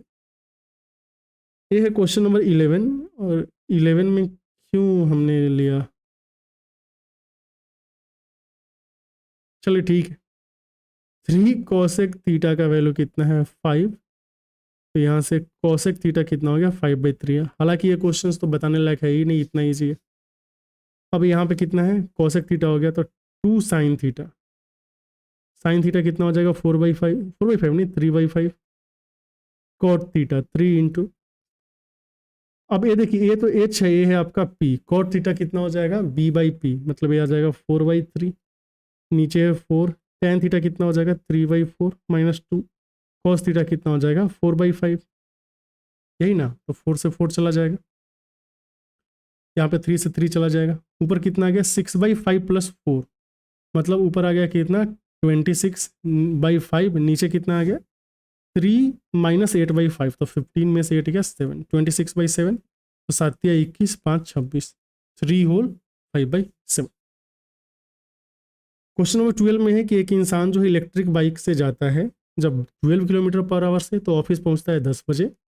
अगर वो 18 किलोमीटर पर आवर से जाएगा तो ऑफिस पहुंचेगा 9 बजे। एक बात आपको हमें बताना है, क्या इसके बीच का जो डिस्टेंस है इसके घर एंड ऑफिस का ये सेम है? बोले कि हाँ सेम है। अगर सेम है, डी सेम है, तो जो टाइम का रेशियो होगा ना, ये आपका स्पीड के रेशियो का उल्टा हो जाएगा। बोले कि ये भी सही है। तो चलो कैलकुलेट कर लेते हैं। यहाँ से हमें T1/T2 जो है, T1 का मतलब जब 12 के रफ्तार से जाएगा तो टाइम लगेगा, एंड T2 का मतलब जब 18 के रफ्तार से जाएगा। तो यहाँ पे आ जाएगा 18/12, जिसे हम बोल सकते हैं 3/2। तो टाइम का रेशियो तो हमें पता चल गया। अब क्या दिया है कि जब 12 के रफ्तार से जा रहा था तो कब पहुंच रहा था? मान लीजिए 12 के रफ्तार से जा रहा है तो ये पहुंचेगा 10 AM में, एंड जब 18 के रफ्तार से जाएगा तो कब पहुंचेगा 9 AM में।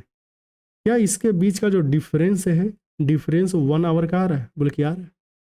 यहाँ पे जो डिफरेंस है ये 1 यूनिट का आ रहा है। ये 1 यूनिट अगर 1 आवर के बराबर है, 1 आवर, तो जो T1 है, टाइम T1 ये आपका हो जाएगा 3 आवर्स, एंड T2 कितना हो जाएगा 2 आवर्स। बात समझ गए? चलो, वैसे में कैलकुलेट क्या करना है, 1 मिनट, हमें कैलकुलेट करना है कि स्पीड बताना है कि वो घर से निकले एंड ऑफिस जो है वो आपका 9:30 में पहुंच पाए। अगर ऑफिस को 9:30 में पहुंचना है तो इसे कितना टाइम लगेगा? चलो, घर से कितने बजे निकल रहा है? अगर 10 बजे पहुंच रहा है तो घर से ये निकल रहा है 7 AM में, पहुंचा है 10 AM में। टाइम कितना लगा? 3 आवर्स। घर से तो सेम ही टाइम में निकलेगा 7 बजे। अभी पहुंचना कितना है? 9:30 AM में। तो इसे टाइम कितने लगने चाहिए? 2.5 आवर्स, मतलब 5/2 आवर्स।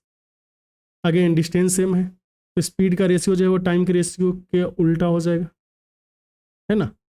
अब स्पीड का रेशियो टाइम के रेशियो का उल्टा होगा। मान लेते हैं 9:30 में पहुंचने के लिए यह x किलोमीटर पर आवर से जा रहा है। बाय द वे ऊपर जा रहा था 12 किलोमीटर पर आवर से, तो x/12 जो होगा, टाइम उल्टा होना चाहिए। तो x किलोमीटर पर आवर से जा रहा है तो ऊपर टाइम 3 लिखेंगे, यहाँ पर लिखेंगे 5/2।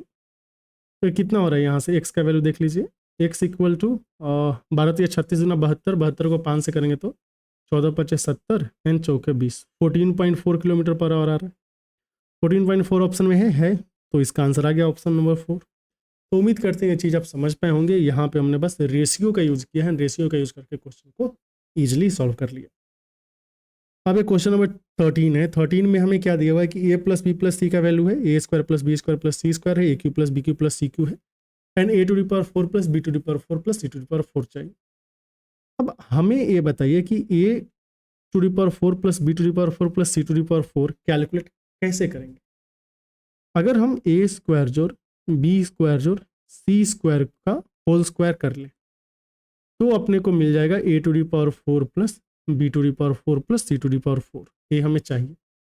लेकिन इसके अलावा जो हमें मिल रहा है a² b² + b² c² + c² a², बोल के ठीक है।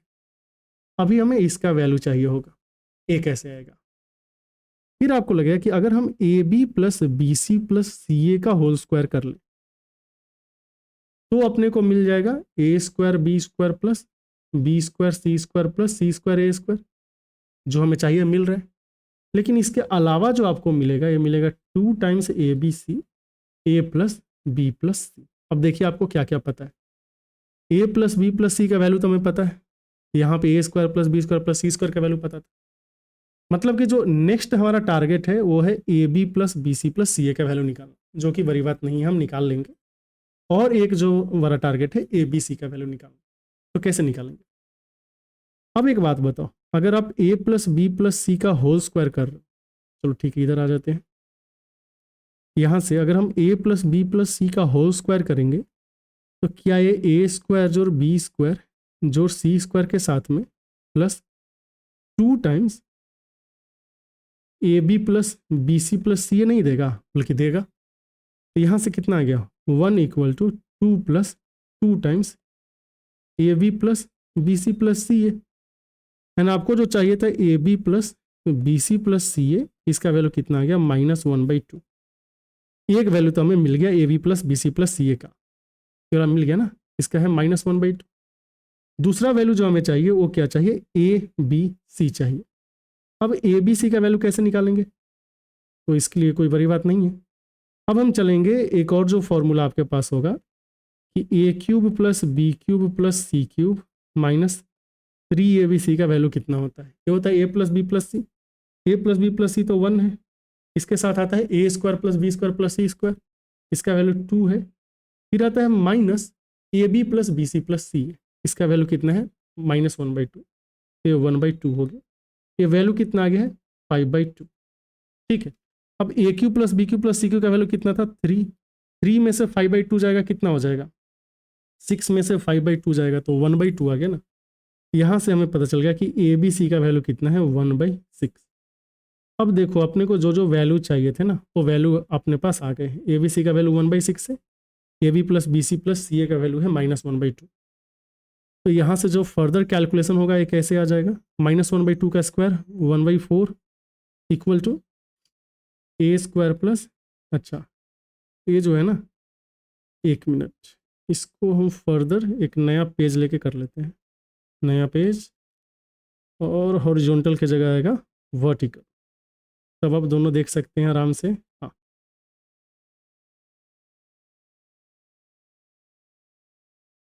ये वाला को हम कॉपी कर लेते हैं नेक्स्ट पेज पे ले जाने के लिए, कॉपी पेस्ट। तो सब वैल्यू आ गया ना अपने पास। इधर से कितना आएगा, ए 1/4 है, एंड आपको मिला A square B square plus B square C square plus C square A square. A B C का वैल्यू कितना था 1/6, तो 2 × 1/6 कितना हो गया 1/3, और ए प्लस बी प्लस सी कितना है, ये तो आपका है 1 ही है। तो इधर से कितना आ जाएगा 1/4 में से 1/3 करेंगे तो -1/12 आ गया। अपने को मिल गया A square B square plus B square C square plus C square A square का वैल्यू आ गया है 1/4 - 1/3 है ना, तो -1/12। चलो ये वैल्यू भी मिल गया। अब हमें क्या चाहिए, अब हमें तो बस वैल्यू निकाल लेना है। तो ये जो फॉर्मूला है ना, इस फॉर्मूले का यूज़ करके वैल्यू निकाल लीजिए बस। तो देखिए ये क्वेश्चन कैलकुलेटिव है, इसमें कोई डाउट नहीं है, और एग्जाम में कभी कभी कैलकुलेटिव क्वेश्चन आ सकते हैं, तो आपको क्या करना है, सॉल्व करना ही नहीं है, स्किप करके आगे बढ़ जाना है। ए square plus B square plus सी स्क्वायर का मिलता है 2, 2 का स्क्वायर कितना होगा 4, एंड ये वाला आपको चाहिए A square plus B square plus C square. 2 × -1/2 कितना हो जाएगा, -1/12 -1 हो जाएगा 6। अच्छा ये 4 था, ये भी 4 है, ये भी 4 है, hence a⁴ plus b⁴ plus c⁴ का वैल्यू कितना आ गया 25/6। ये इस क्वेश्चन का सही आंसर आ रहा है। अब एक पॉसिबिलिटी ये भी है कि चूंकि मान लीजिए सेम ही क्वेश्चन रिपीट कर जाए, सेम ही क्वेश्चन रिपीट कर जाए तो आपको तो आंसर पता ही होगा, आंसर 25/6 टिक कर देंगे। अदरवाइज एग्जाम में इसको सॉल्व नहीं करेंगे, एग्जाम में तो इसको बिल्कुल भी सॉल्व नहीं करना है, स्किप करके चले जाना है जब तक आपके पास सॉल्व करने के लिए और भी कोई, मान लीजिए और कोई क्वेश्चन बचा ही नहीं, सब क्वेश्चन आपने सॉल्व कर ली, तब टाइम वेस्ट करने से अच्छा इस क्वेश्चन को सॉल्व कर लेंगे, अदरवाइज आपको स्किप ही करना है। अब एक क्वेश्चन देख लेते हैं, इसमें हमें क्या दिया है कि रेडियस है इसका 4 centimetre, and right triangle A B C है, राइट एंगल है इतना, ए सी का वैल्यू है 12, तो हमें सी बी का वैल्यू बताना। कोई बात नहीं, अगर देखेंगे तो ए है 4, ए भी 4 होगा, यहाँ पे आ जाएगा 4, ए भी हो गया 4, ए सी का वैल्यू क्वेश्चन में कितना दिया 12, तो पूरा का 12 है, तो इसका नाम अगर हम डी रख दे तो ए डी का वैल्यू कितना हो जाएगा 8, और इसका नाम हम ई रख देते हैं, इधर एफ रख लेते हैं। अगर ए डी 8 है तो ए ई भी 8 होगा, बोले कि ठीक। अब आपको ये पता होना चाहिए कि बी से जो दो टेंजेंट हमने ड्रॉ किया ना, दोनों टेंजेंट का लेंथ होना चाहिए सेम, मतलब B E and B F दोनों होना चाहिए सेम। बी का वैल्यू एक्स मान लेते हैं तो बी एफ का वैल्यू भी क्या हो जाएगा एक्स। अब अपने पास एक राइट ट्रायंगल बन गया। राइट ट्रायंगल क्या है, एक है आपका 12, एक है आपका x + 8, और ये है आपका x + 4। हमें देखना है कि x का वैल्यू क्या पुट करे कि ये पाइथागोरियन ट्रिपलेट्स हो जाए। अगर हम x का वैल्यू 12 में पुट करें तो इसको सेटिस्फाई कर, बोलोगे कि कैसे? 12 पुट करने से कितना हो जाएगा 20, ए कितना हो जाएगा 16। अब ए तो पता ही है ना, तो 16 12 एंड 20 पाइथागोरस थ्योरम को सेटिस्फाई करेगा, मतलब कि सेटिस्फाई करेगा, इसलिए एक्स का वैल्यू कितना आ गया 12। वैसे हमें निकालना क्या है, हमें निकालना है बी सी का वैल्यू, तो बी सी का वैल्यू कितना हो जाएगा 12 + 4 16 सेंटीमीटर। तो क्वेश्चन का आंसर क्या रहा है आपका ऑप्शन नंबर 4। ठीक है, अच्छा यहाँ पे ना कुछ जो चीज़ें हैं ये आप ध्यान में रख सकते हैं। जैसे मान लिया कि अपने पास एक राइट ट्रायंगल है और ए है ए है बी, ए है सी, तो जो इन रेडियस होगा ये होगा a + b - c/2, सरकम रेडियस जो होगा ये हो जाएगा कैपिटल C/2। ये बात आपको ध्यान में रखना है, ठीक है, काम आएगा। वैसे डेल्टा मान लेते कोई भी ट्रायंगल ले लेते हैं आप, यहाँ पे ये तो था क्या नॉर्मल सा ट्रायंगल नहीं है, ये राइट ट्रायंगल के लिए था। अगर अपने पास कोई भी जनरल ट्रायंगल है, इसमें जो है ना रेडियस का वैल्यू हो जाता है डेल्टा/एस। डेल्टा का मतलब होता है एरिया, एस का मतलब होता है सेमी पेरीमीटर, और जो कैपिटल आर है ये आपका होता है ABC/4 टाइम्स डेल्टा। तो ये जो फॉर्मूले है ये आप ध्यान में रखें, कहीं ना कहीं आपके काम में जरूर आ जाएगा। अब एक क्वेश्चन में 16 दिया हुआ है, 16 को पहले हमें सिंप्लीफाई करना होगा। तो पहले डिनोमिनेटर को देख लेते हैं। डिनोमिनेटर में क्या है, sec theta minus cos theta, या फिर चलिए पूरे को एक ही बार निपटाते हैं ना। अब यहाँ पे हमें पता चला कि सबको हम साइन एंड कॉस में लेके चलेंगे तो चीज़ें आसान हो जाएंगी। तो कॉट माइनस कॉसेक है, कॉट को क्या लिखोगे कॉस बाई साइन, कॉसेक को क्या लिखोगे 1/sin। तो पहले ब्रैकेट में हमें मिल रहा है sign theta plus cos theta -1 divided by sine theta. दूसरे ब्रैकेट में हमें मिल रहा है sign theta plus cos theta +1 divided by cos theta, और यहाँ पे है सेक स्क्वायर थीटा। डिनोमिनेटर में कितना मिल रहा है 1 - cos square theta by cos theta, है ना। सेक को हमने 1/cos लिख लिया, एंड इधर मिल रहा है आपको 1/sin थीटा कॉस थीटा, है ना। कॉट प्लस tan को लिख सकते हैं 1/sin theta plus cos theta, sine theta plus नहीं sine theta into cos theta. अब जो है कुछ मारदार होगा, एक तो एक कॉस और एक कॉस चला जाएगा।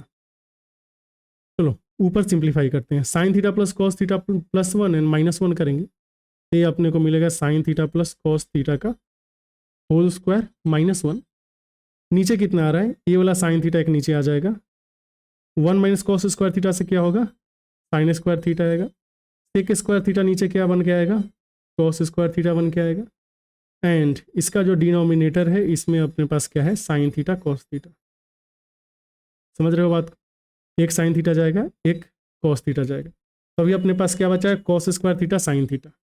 न्यूमरेटर को अगर हम और सिंप्लीफाई करेंगे तो 1 तो कैंसिल हो जाएगा, ऊपर बचेगा आपका 2 साइन थीटा कॉस थीटा, नीचे क्या आ रहा है sine square theta into cos theta, cos से कॉस चला गया, एक साइन गया, आंसर है 2 कॉसेक थीटा। तो बहुत ही प्यारा सा सिंप्लीफिकेशन था, आंसर आ गया आपका 2 कॉसेक थीटा।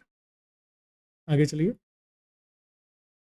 अब क्वेश्चन नंबर 17 देखेंगे। 17 में है कि शुभम जो है वह उधार लेता है बैंक से 15% पर एनम के 3 साल के लिए लेता है, ठीक है। अगर वह फेल कर गया डेट चुकाने में, मतलब उसने बोला कि 3 साल के लिए दे दो भैया, लेकिन 3 साल में मान लो चुका नहीं पाया, तब जो है वो रेट ऑफ इंटरेस्ट बढ़ के हो जाता है 20%। एंड शुभम जो है वो अपना डेट को 5 साल में चुकता करता है। तो एक बात बताइए, जब 3 साल में चुकता करता तो इसे 45% ही पे करने पड़ते इंटरेस्ट। 5 साल में चुकता कर रहा है तो कितना पे करना पड़ेगा, 3 साल का तो 45% है, बाकी का 20 से 20 कितना हो गया 40%, ये वाला भी इसे पे करना पड़ रहा है। अब क्वेश्चन में क्या बोला है कि अगर उसने 4800 एक्स्ट्रा पे किए हैं तो हमें बताना है कि उसने कितना उधार लिया था, एक्स्ट्रा कितना पे करना पड़ा। 3 साल में पे करने पे मात्र 45% ही पे करना पड़ता, तो अब आपको लग रहा है कि ये जो 40% है ना यही एक्स्ट्रा पे किया, तो 40% का वैल्यू कितना हो गया है 4800, 0 0 4 से 120 बार में, तो 100% का वैल्यू कितना आ जाएगा 12,000। मतलब उसने उधार लिए थे 12,000 और एक्स्ट्रा कितना पे करना पड़ेगा उसे 4800। सही आंसर है ऑप्शन नंबर 1, ठीक है ना। अगला देखिए, ये क्वेश्चन नंबर 19 देखेंगे तो इसमें एक ही पाइप है आपका ABC, इसको हमने अटैच किया है एम्प्टी सिस्टर्न से। पहला दो फिल करने वाला पाइप है जो 6.6 से 16.5 घंटे में फिल कर सकता है। थर्ड वाला जो है वो ड्रेनेज पाइप है जो उसको 9.9 आवर्स में निकाल सकता है। तीनों पाइप को खोला गया है साइमल्टेनियसली जब सिस्टर्न जो है 3/5वां हिस्सा फिल था। हमें बताना है कि कितने देर में सिस्टर्न जो है आपका फिल हो जाएगा। कोई बड़ी बात नहीं है, हमने A लिख लिया, यहाँ पे B लिख लिया, यहाँ पे C लिख लिया, बस डेटा डेसिमल में है। ये 6.6 है जिसे हम बोल सकते हैं 66/10। चलो ठीक है 6.6 ही लिखते हैं। ये आपका हो गया 16.5 और ये हो गया है 9.9। तो अगर हम इसका LCM लेने जाएं तो ये हो जाएगा 66/10 और ये हो जाएगा आपका 165/10 और ये 99/10।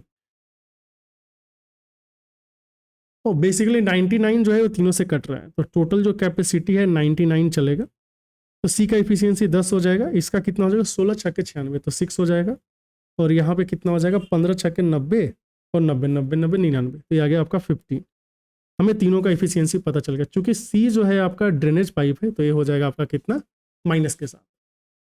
अभी क्वेश्चन में क्या बोला है कि देखो 3/5 जो है ना पहले से ही फिल है, तो 3/5 फिल है तो हमें कितना फिल करना बचेगा, बोले कि 2/5 ही फिल करना है। तो ये जो 99 कैपेसिटी है हमें इसका 2/5वां हिस्सा ही फिल करना है। सही है ना, when the system is 3/5 full. हाँ ठीक। अब जो है इसका टाइम कितना लगेगा तो हमें बता देना है। 15 and 6 कितना हो जाएगा 21, 21 में से 10 गया कितना हो जाएगा 11, 11 के हिसाब से। तो 9 बार में 18/5 का कितना हो जाएगा 3.6 आवर्स। तो आंसर हो गया आपका 3.6 आवर्स जो कि है ऑप्शन नंबर 2। समझे। अगला देखिए, ये 19 था। 20 नंबर क्वेश्चन में दिया है कि एक रेक्टेंगल है PQRS जिसमें PQ का वैल्यू 14 है, x एक पॉइंट है SR पे such that SX is to XR का वैल्यू 4:3 है। तो जो PQRS बोला है हमने बना लिया, तो हो गया PQRS। PQ का वैल्यू कितना है 14, x जो है पॉइंट है SR पे, SX इज टू XR है 4:3, तो यहाँ पे x हो जाएगा, ये 4 यूनिट है, ये 3 यूनिट है। अब क्या बोला QX का वैल्यू 10 सेंटीमीटर, तो Q एंड X को हमें ऐसे ज्वाइन करना पड़ेगा। ये कितना हो गया 10 सेंटीमीटर।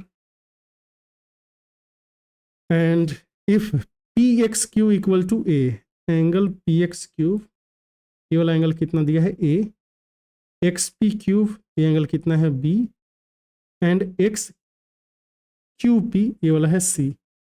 हमें एंगल के बारे में बताना है कि कौन एंगल बड़ा है कौन एंगल छोटा है। तो बेसिकली हमें साइड के बारे में जानना है। अगर साइड पता है तो एंगल भी पता होगा, जो सबसे बड़ा साइड होगा उसके सामने का एंगल सबसे बड़ा होगा। तो हमें क्या करना है अभी इसके आगे, जैसे ये 10 सेंटीमीटर था, देखिए 4:3 है ना ऊपर, बोले कि हाँ आपको पता होगा कि अच्छा नीचे कितना था, ये तो 14 था कि 4:3, 7 का वैल्यू 14 है तो 3 का वैल्यू कितना हो जाएगा, ये 6 हो जाएगा, ये वाला कितना हो जाएगा आपका 8 सेंटीमीटर हो गया, 6 सेंटीमीटर हो गया। अभी XR का वैल्यू 6 है एंड QX का वैल्यू है 10, ये वाला कितना हो जाएगा 8 सेंटीमीटर। इधर भी अपने को क्या मिल गया 8 सेंटीमीटर, यह 8 है ये भी 8 है, तो PX का वैल्यू कितना हो गया 8√2 सेंटीमीटर। अब देखिए अपने पास एक ट्रायंगल है। ट्रायंगल का खासियत क्या है कि नीचे का जो, अरे भाई ये तो कट गया, ए जा अभी देखिए, हाँ ये आपका X है, ये P है, ये क्यूब है, ये है 14, ये वाला है कितना 10, ये वाला है कितना 8√2। अभी 8√2 का वैल्यू कितना होगा, तो √2 का मतलब 1.414 होता है, तो 14 को 8 से गुना करेंगे तो कितना हो जाएगा 112 हो जाता है। हाँ 112 हो जाता है, तो जाहिर सी बात है आपका 10 से ज़्यादा है। तो सबसे बड़ा एंगल क्या होगा 14 के सामने वाला A था, 10 के सामने वाला क्या था B था, एंड 8√2 के सामने वाला क्या था C। तो चूंकि 14 इज ग्रेटर देन 8√2, जो ग्रेटर है 10 के, तो 14 के सामने वाला एंगल A यह बड़ा होगा 8√2 के सामने वाला एंगल C, जो बड़ा होगा 10 के सामने वाले एंगल B से। हमें मिल गया A is greater than C is greater than B, option number 3। अगला है 23 में एक टेबल दिया है, आपको बताना which of the following statement is correct is respect to above data. इसमें पॉपुलेशन दिया है लाख में, यानी इनकम दिया है करोड़ में। अच्छा, लाख को करोड़ से डिवाइड करेंगे तो कितना आएगा, अपने करोड़ को लाख से डिवाइड करेंगे तो कितना आएगा, 100 आ जाएगा ना, क्योंकि 100 लाख बराबर कितना होता है, 1 करोड़। चलो ठीक। अब जो ये बोल रहा है कि पॉपुलेशन इंक्रीजेस 5% और मोर एवरी ईयर, ऐसा है क्या? 20 से 21 हुआ, यहाँ पे तो 5% का इंक्रीमेंट है, लेकिन 21 से 22 हुआ, ये 5% से कम का इंक्रीमेंट है, 5% से ज़्यादा का इंक्रीमेंट नहीं है, क्योंकि 1/21 इंटू 100 करेंगे या लेस देन 5% होगा। तो पहला गलत हो गया। अगर पहला गलत हो गया तो पहले को हमने हटा दिया। अब ये बोल रहा है कि इनकम जो है ना, इनकम 10% या उससे ज़्यादा से हर बार इंक्रीज किया। तो अगर देखें तो इसमें 101 जोड़ेंगे तो कितना आ जाएगा, 101 इतना आ गया। यहाँ पे अगर देखोगे तो कितना है, 1 2 2 5 1 3 4 5, यहाँ पे कितना आ गया, 0 2 1, 120 आ गया ना। अगर इसका हम 10% कैलकुलेट करते तो कितना था, 122.5। ये वाला बोलना भी गलत हो गया कि 10% या उससे ज़्यादा इंक्रीज हुआ है हर बार। फिर लास्ट वाला देख लेते हैं। ये बोलता है per capita income was highest in 1994। इधर बोल रहा है कि per capita income was always above 5000। क्या 5000 से ज़्यादा था हर साल इनकम, मतलब पर कैपिटा इनकम, इसके लिए हमें डिवाइड करना पड़ेगा। 1010 को 20 से डिवाइड करेंगे तो ये आपका 5 से ज़्यादा आ रहा है, यहाँ पे 5 से ज़्यादा आ रहा है, यहाँ पे भी 5 से ज़्यादा आ रहा है, यहाँ पे भी 5 से ज़्यादा आ रहा है। मतलब 5 से ज़्यादा आ रहा है, इसका मतलब 5000 से ज़्यादा आएगा। तो सही आंसर है ऑप्शन नंबर 3, बाकी चेक करने की जरूरत ही नहीं। इसमें बोला है कि 1994 में पर कैपिटा इनकम सबसे ज़्यादा था, तो फिर ये कैलकुलेट करके देख लीजिएगा, इसमें ज़्यादा सबसे नहीं आएगा। समझ गए, 23 भी हो गया। अगला देखिए, ये क्वेश्चन नंबर 24। इसमें हमें क्या दिया है, तो 2 पाई चार्ट दिया हुआ है। एक में जो टोटल कैंडिडेट्स जिनका एनरोलमेंट हुआ है उसका दिया हुआ है, दूसरा कैंडिडेट्स जो पास किए हैं उनका है। बोल रहा है कि नंबर ऑफ कैंडिडेट्स जो पास किए हैं from institute P and Q, तो पी प्लस क्यू से पास वाला ये कितना होगा, 18 एंड 17 कितना होता है, 35, टोटल कितना है 5700। तो 57 इंटू 35 हो गया। और ये बोल रहा है कि टी एंड आर से एनरोल वाला, तो टी प्लस आर में कितनों ने एनरोल किया है, ये कितना होगा। अगर एनरोलमेंट अगर हम देखें तो कितना है टी एंड आर का, ये टी है एंड इधर कितना है आर, टी एंड आर है ना, हाँ। तो आर का है आपका 10% और टी का कितना है 8%। तो 10 और 8 मिलकर कितना हो गया, 18%। ये है आपका 85.5 का 18। अभी हम इसके बीच का क्या चाहिए, डिफरेंस चाहिए, तो बस कैलकुलेट कर लेंगे। 18 पचे 90, 90 एंड 9 99, 18 को 8 से करेंगे तो कितना आएगा, 88 64 8 6 16 144 और 9 153। सो 153.9 आ गया। फिर 35 को 7 से करना है, मतलब 35 को 57 से करना है मल्टीप्लाई, कितना होगा 35 इंटू 7 कितना हो जाएगा, 245 ना, 245। और 35 इंटू 5 कितना हो गया, 175। 175 में 24 जोड़ेंगे तो कितना हो जाएगा, 199। 175 में 24 जोड़ेंगे तो 199 आएगा ना, 199 आ जाएगा। अब इसके बीच का डिफरेंस चाहिए, तो यूनिट तो 6 आ रहा है। 15 में से 6 9 गया 6, और ये बच गया 8 में से 3 गया 5, और ये 4, 456 डिफरेंस आ रहा है। तो आंसर क्या आ जाएगा आपका, ऑप्शन नंबर 4। ठीक है, और है क्या, ये लास्ट क्वेश्चन है। तो ये वाला क्वेश्चन भी ठीक लग रहा है। लास्ट क्वेश्चन मीन्स इसका लास्ट क्वेश्चन है, अभी तो बहुत क्वेश्चंस बाकी हैं। तो देखिए 5 है, फिर 10 है, फिर 15 है, ऐसे कर करके 85 तक है, फिर 90 तक है। साइन स्क्वायर 90 आराम से 1 होके बाहर आ जाएगा। फिर 5 एंड 85 मिलके हो जाएगा 1, क्योंकि साइन स्क्वायर 85 जो होगा ये हो जाएगा आपका कॉस स्क्वायर 5 डिग्री। तो हमें पता चला कि sine square 5 and sine square 85 degree मिलके 1 आ जाएगा। ऐसे ही साइन स्क्वायर 10 प्लस साइन स्क्वायर 80 डिग्री मिलके आ जाएगा 1। ये सिलसिला चलता रहेगा कब तक, एक आएगा साइन स्क्वायर 40 डिग्री, दूसरा आएगा आपका साइन स्क्वायर 50 डिग्री। तो 40 एंड 50 मिलके भी 1 आ गया। फिर बच जाएगा एक sine square 45 degree. Sine square 45 degree का वैल्यू कितना आ जाएगा, 1/2। यहाँ से यहाँ तक कितना है, क्योंकि टोटल 8 आएगा। 5 दूना 10 ऐसे करके 8 आएगा। फिर साइन स्क्वायर 90 वाला एक हो गया, 8 + 1 9, तो टोटल जो सम है कितना आ गया 9 होल 1/2। आंसर आएगा आपका ऑप्शन नंबर 3। ठीक, तो यहाँ तक हमने देखा कि जो टॉपर्स का सिलेक्ट किया हुआ क्वेश्चन था टेक्स्ट बुक का वो कैसा था। ठीक है, उसमें अच्छे अच्छे क्वेश्चन से मिले। इसके बाद जो है आपका टेक्स्ट बुक का ही है ये पेपर, और इसका नाम है आपका टेक्स्ट बुक रिवीजन मॉक। तो अब हम इसका सोल्यूशन करेंगे। इसमें भी कुछ अच्छे अच्छे क्वेश्चन है, तो चलिए देखते हैं। तो देखिए इसमें एक फिगर दिया हुआ है ABC, और ये बोलता है आइसोसेलेस ट्रायंगल है, CA एंड CB इक्वल है। CA एंड CB मीन्स ए दोनों इक्वल है। फिर BC को प्रोड्यूस किया है कहाँ तक, D तक। CE है perpendicular to BC। Okay, angle D का जो वैल्यू है ये है आपका E का हाफ, और ये है A के हाफ के बराबर। तो ये देखिए यहाँ पे D का जो वैल्यू है ना E का हाफ है, मतलब E वाला जो एंगल है वो कितना होना चाहिए 60 डिग्री, और इसका हाफ ये हो जाएगा 30 डिग्री।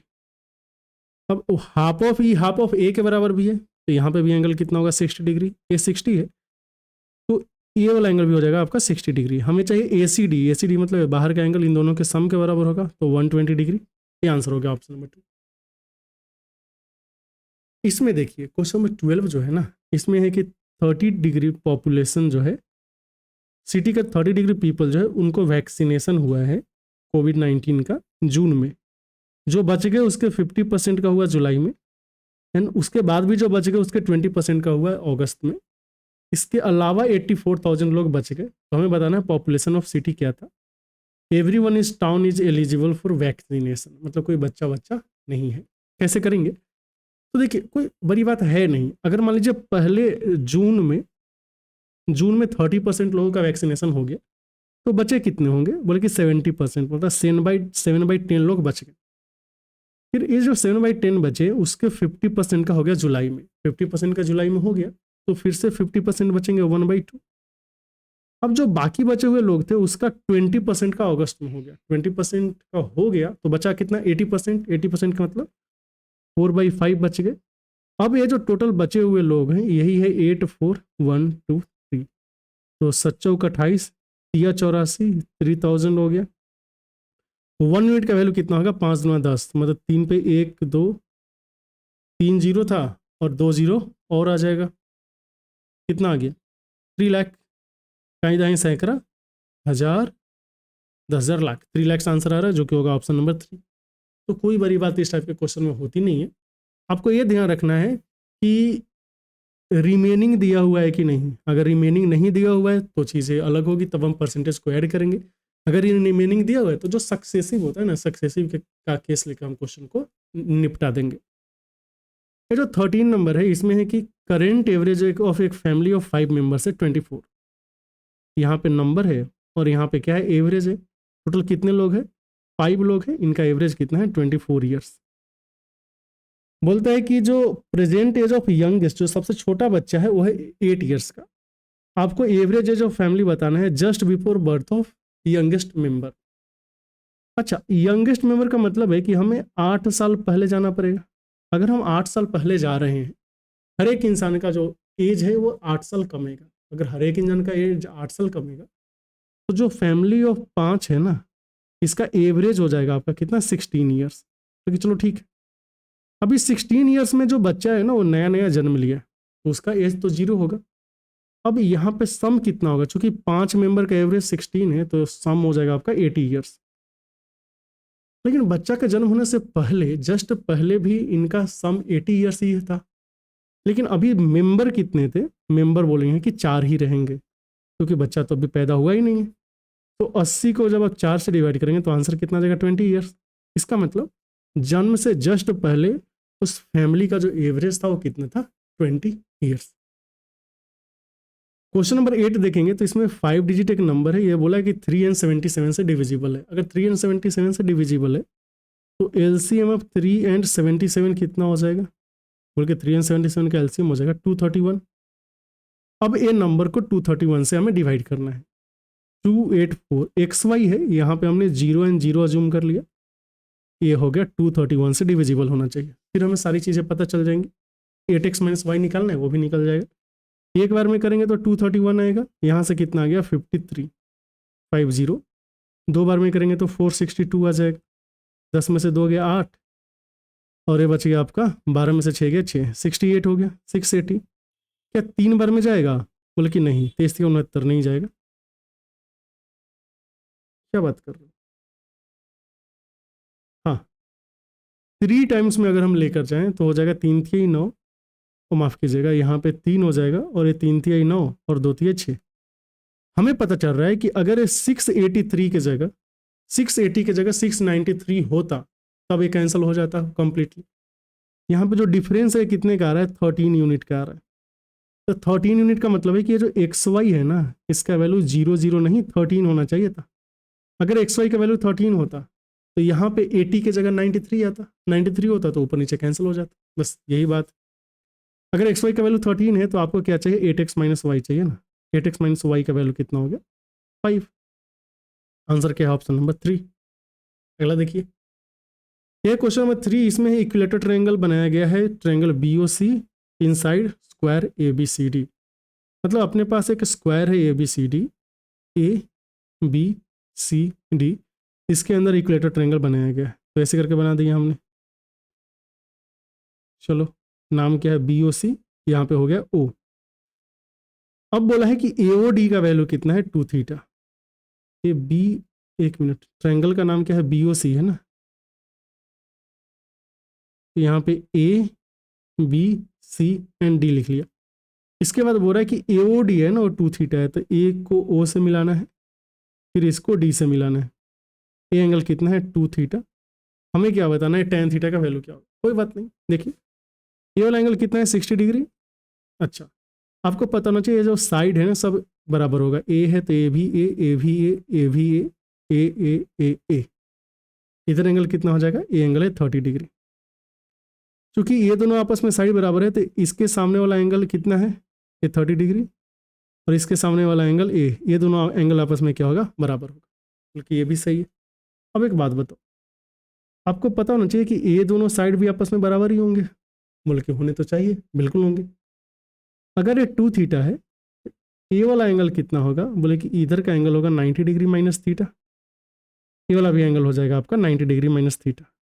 बोलोगे 90 डिग्री माइनस थीटा क्यों? तब तीनों एंगल को जोड़ के 180 डिग्री हो जाएगा। अगर इधर 90 डिग्री माइनस थीटा है तो ये वाला एंगल कितना होगा? इसको थीटा होना पड़ेगा, क्योंकि दोनों ऐड करके कितना होना चाहिए? 90 डिग्री। ये थीटा है, ये दोनों एंगल्स आपस में बराबर थे, ये भी क्या हो गया? थीटा। अब ये जो छोटा सा ट्रायंगल में देखिए, 2 थीटा प्लस 30 डिग्री का वैल्यू कितना है? 180 डिग्री। तो थीटा का वैल्यू कितना हो गया? 75 डिग्री। हमें चाहिए tan 75 का वैल्यू। ये तो आसान हो गया, 75 डिग्री, 75 को लिख सकते हो 45 प्लस 30, ये आ गया tan 45 degree plus tan 30 degree divided by 1 minus tan 45 degree tan 30 degree. तो 1 प्लस 1 बाई रूट 3, नीचे है 1 माइनस 1 बाई रूट 3। इसको जब सिंप्लीफाई करेंगे तो आएगा रूट 3 प्लस 1 का होल स्क्वायर, नीचे आ जाएगा 2। हमने रेशनलाइज कर दिया। ऊपर आ रहा है 4 प्लस 2 रूट 3 डिवाइडेड बाई 2, तो आंसर है आपका 2 प्लस रूट 3। इस क्वेश्चन का आंसर आ रहा है 2 प्लस रूट 3, जो कि है ऑप्शन नंबर 4। उम्मीद करते हैं जो हमने एंगल के बारे में चीज़ें बताई वो आप समझ पाए होंगे। हमने चीज़ें ज़्यादा बताई है, लिखा कम है, तो आप ध्यान से सुनिए। आगे चलते हैं, क्वेश्चन नंबर 19 देखेंगे। अच्छा, ये किसका है? ये भी शायद टेक्स्ट बुक का ही है। तो टेक्स्ट बुक का बेसिकली हमने टोटल 3 पेपर लिया था। ये पेपर 2 हो गया, ये है तीसरा। अब देखिए इसमें क्या है कि देयर आर 2 सर्कल्स जिनका रेडियाई है आपका 55 सेंटीमीटर 35 सेंटीमीटर, इनका सेंटर के बीच का डिस्टेंस 25 है। लेंथ ऑफ DCT बताना है। तो डायरेक्ट कॉमन टेंजेंट का जो लेंथ होता है क्या होता है? रूट के अंदर d का स्क्वायर, d मतलब डिस्टेंस बिटवीन सेंटर के स्क्वायर में से R1 माइनस R2 के स्क्वायर को माइनस करना है। रेडियस के डिफरेंस को माइनस कर लेते हैं स्क्वायर को, ये आएगा 25 के स्क्वायर में से ये कितना हो गया आपका? 20 के स्क्वायर को माइनस करेंगे, कितना आ जाएगा?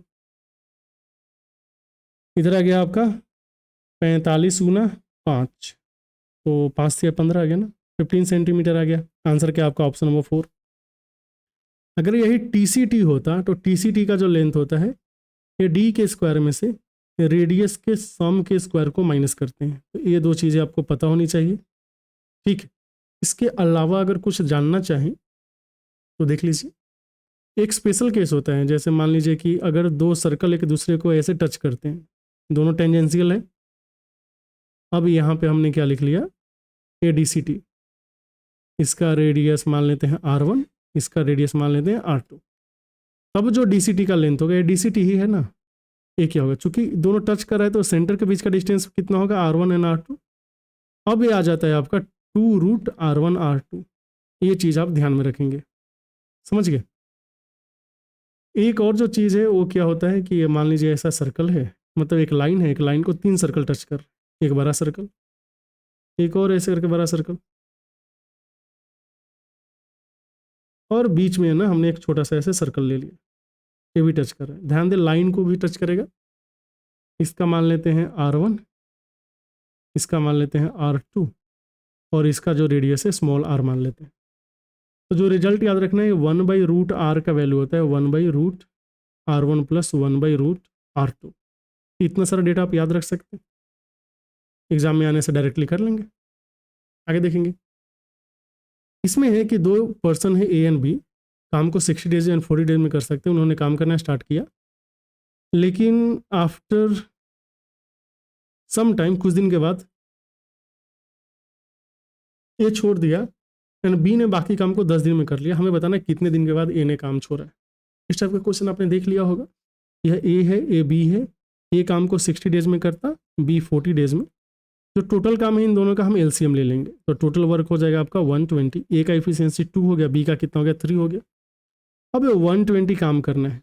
ए एंड बी दोनों मिलके मानते हैं n डेज काम किया था, इसके बाद बी ने 10 डेज काम करके रिमेनिंग काम को कर लिया, तो रिमेनिंग काम कितना होगा, 30। एन का वैल्यू कितना हो गया, 18। मतलब 18 डेज के बाद जो है ए काम छोड़ेगा, तो ऑप्शन नंबर होगा लास्ट वाला। तो इस टाइप के जब भी क्वेश्चन है आप ऐसे अप्रोच कीजिए, इजिली हो जाएगा। यही क्वेश्चन नंबर 16 देखेंगे, तो 16 में क्या दिया है कि 8 कॉन्सिक्यूटिव नंबर्स है जो एक्स से स्टार्ट होते हैं। एक्स से स्टार्ट होने वाले 8 कॉन्सिक्यूटिव नंबर्स है, which is an even number. यहाँ पे हमें समझना है कि विच के साथ क्या लगा है, इज। अगर विच के साथ इज लगा है, इसका मतलब हुआ कि एक्स है आपका इवन।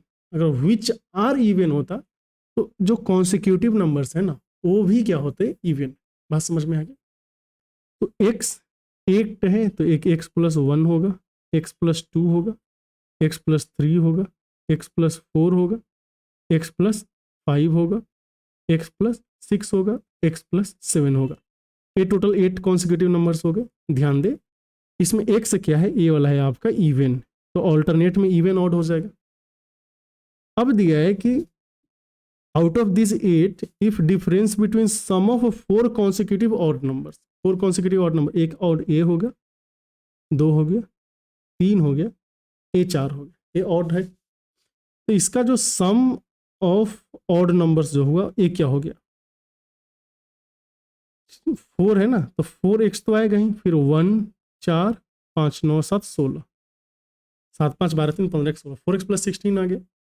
अब इसका जो डिफरेंस है वो किससे करना है, सम ऑफ 3 कॉन्सिक्यूटिव इवन नंबर्स, और काउंट करना है स्टार्ट से। तो ए इवन है, ए भी इवन होगा एंड ए भी इवन होगा, इसके सम का डिफरेंस। तो फिर सम ऑफ ऑड चाहिए ना, सम ऑफ इवन, ए कितना हो गया, एक्स एक्स एक्स, तो 3x और प्लस 7, 7 नहीं 6 हो जाएगा, 3x प्लस 6 हो गया। इसके बीच का हमें डिफरेंस दिया हुआ है क्वेश्चन में, तो यहाँ से जो डिफरेंस आ रहा है कितना आ रहा है, x प्लस 10, ये डिफरेंस कितना है 12 का, x का वैल्यू कितना आ गया आपका 2। हमें पता चल गया कि वो नंबर 2 है। अब आपको क्या करना है, बताना है कि average of next 5 consecutive odd numbers क्या होगा। तो नेक्स्ट 5 मतलब यहां तक तो हमें पता चल गया कि लास्ट जो डिजिट है वो क्या है आपका, लास्ट नंबर है 9। तो नेक्स्ट 5 ऑड नंबर्स क्या होगा, नेक्स्ट 5 ऑड नंबर्स अगर आप कैलकुलेट करने जाए तो 9 के बाद एक आएगा 11, एक आएगा 13, एक आएगा 15, एक आएगा 17, एक आएगा 19। इसका एवरेज कितना होगा, जो बीच वाला है मतलब 15। तो क्वेश्चन का आंसर क्या आ रहा है, 15, 9 11 13 15। उम्मीद करते हैं ये चीज़ आप समझ पाए होंगे। क्वेश्चन इंटरेस्टिंग था, लैंग्वेज भी इसका काफ़ी शानदार था। अब एक क्वेश्चन देखते हैं। इस क्वेश्चन में दिया हुआ है कि फिगर है, इसमें पीबीसी एक राइट एंगल ट्रायंगल है, पीटी सीटी एंड बीसी टेंजेंट है। पीटी है, सीटी है, बीटी है, बीसी है, टेंजेंट है। बीसी का वैल्यू 24 दिया है, ये वाला दिया है 24 सेंटीमीटर। पीटी का वैल्यू कितना दिया है 6। हमें निकालना क्या है, हमें निकालना है कि रेडियस ऑफ सर्कल क्या होगा। अच्छा एक बात ध्यान दीजिए, रेडियस ऑफ सर्कल होगा कि एओ का वैल्यू आर है ना, ओबी का वैल्यू भी कितना हो जाएगा, आर हो जाएगा। ठीक है, हमें पता है कि अगर सी से हमने जो टेंजेंट ड्रॉ किया उसका लेंथ बराबर होना चाहिए। सी बी का वैल्यू 24 है तो सी टी का वैल्यू भी कितना होगा 24, बोले कि चलेगा। अब जो चीज़ है कि ये जो पी ए है ना, पी ए का वैल्यू, ओके ओके ओके, अभी समझे। ये जो राइट ट्रायंगल है ना, राइट ट्रायंगल में देखिए ये वाला 24 हो गया, ये कितना हो गया 30 हो गया ना, 24 + 6 30। इसको हम लिख सकते हैं 6 × 4, ये वाला कितना है 6 × 5, ये 6 × 3 कितना होना चाहिए था 18 सेंटीमीटर। अभी हमें पता चल गया पूरा का पूरा क्या है 18, तो पी ए का वैल्यू कितना हो जाएगा 18 - 2r हो जाएगा। पूरा का वैल्यू 18 है तो पी ए का वैल्यू 18 - 2r। हमें रेडियस निकालना है, चूंकि एक्सटर्नल पॉइंट से हमने टेंजेंट ड्रॉ किया है, कॉर्ड ड्रॉ किया है, तो P A into P B का जो वैल्यू है ना, P A into P B का वैल्यू ये पी टी स्क्वायर के बराबर होना चाहिए। तो पी ए का वैल्यू है 18 - 2r, पी बी का वैल्यू कितना हो गया 18, मतलब 18, और पी टी स्क्वायर कितना हो गया 6 का स्क्वायर 36, 18 दूना 36, तो 9 - r का वैल्यू कितना हो गया है 1, r का वैल्यू कितना हो गया 8। क्वेश्चन का जो आंसर है क्या आना है 8 सेंटीमीटर, जो कि होगा ऑप्शन नंबर 1। आगे देखिए, ए है 10 नंबर। 10 नंबर में बोला है कि डी एंड ई पॉइंट्स है ए बी एंड ए सी पे, एंड डी का वैल्यू बी सी के पैरेलल है, तो कौन सा इसमें से सही नहीं है, ए बी सी। तो ए बी के ऊपर डी है ना, एंड ए सी के ऊपर है ई, ये दोनों पैरेलल हो गए। जैसे ही पैरेलल हो गए कॉरेस्पॉन्डिंग रेशियो जो है वो बराबर होगा, मतलब A D and D B का जो रेशियो है ए आपका ए ई एंड ई सी के रेशियो के बराबर होगा। इतना ही नहीं, अगर मान लीजिए यहाँ पे आप पूरा एंड ऐसे करके चल रहे हैं, मतलब पहले हमने ए बी लिखा फिर ए डी लिखा, तो इधर भी पहले पूरा लिखना है ए सी एंड फिर क्या लिखना है ए ई, ये आपस में हो जाएंगे इक्वल। क्या इसका उल्टा भी पॉसिबल है, बिल्कुल पॉसिबल। हम ऐसे भी कर सकते थे कि A B by D B जो है ना, ये हो जाता फिर ए सी बाई सी ई के बराबर, ये रेशियो भी आपस में इक्वल होंगे। यहाँ तक उम्मीद करते हैं कोई समस्या आपको नहीं आएगी। अब देखिए पहला बोला है कि ए डी इंटू ई सी का वैल्यू क्या A E into D B के बराबर होगा, A D into E C A E into D B, सही है।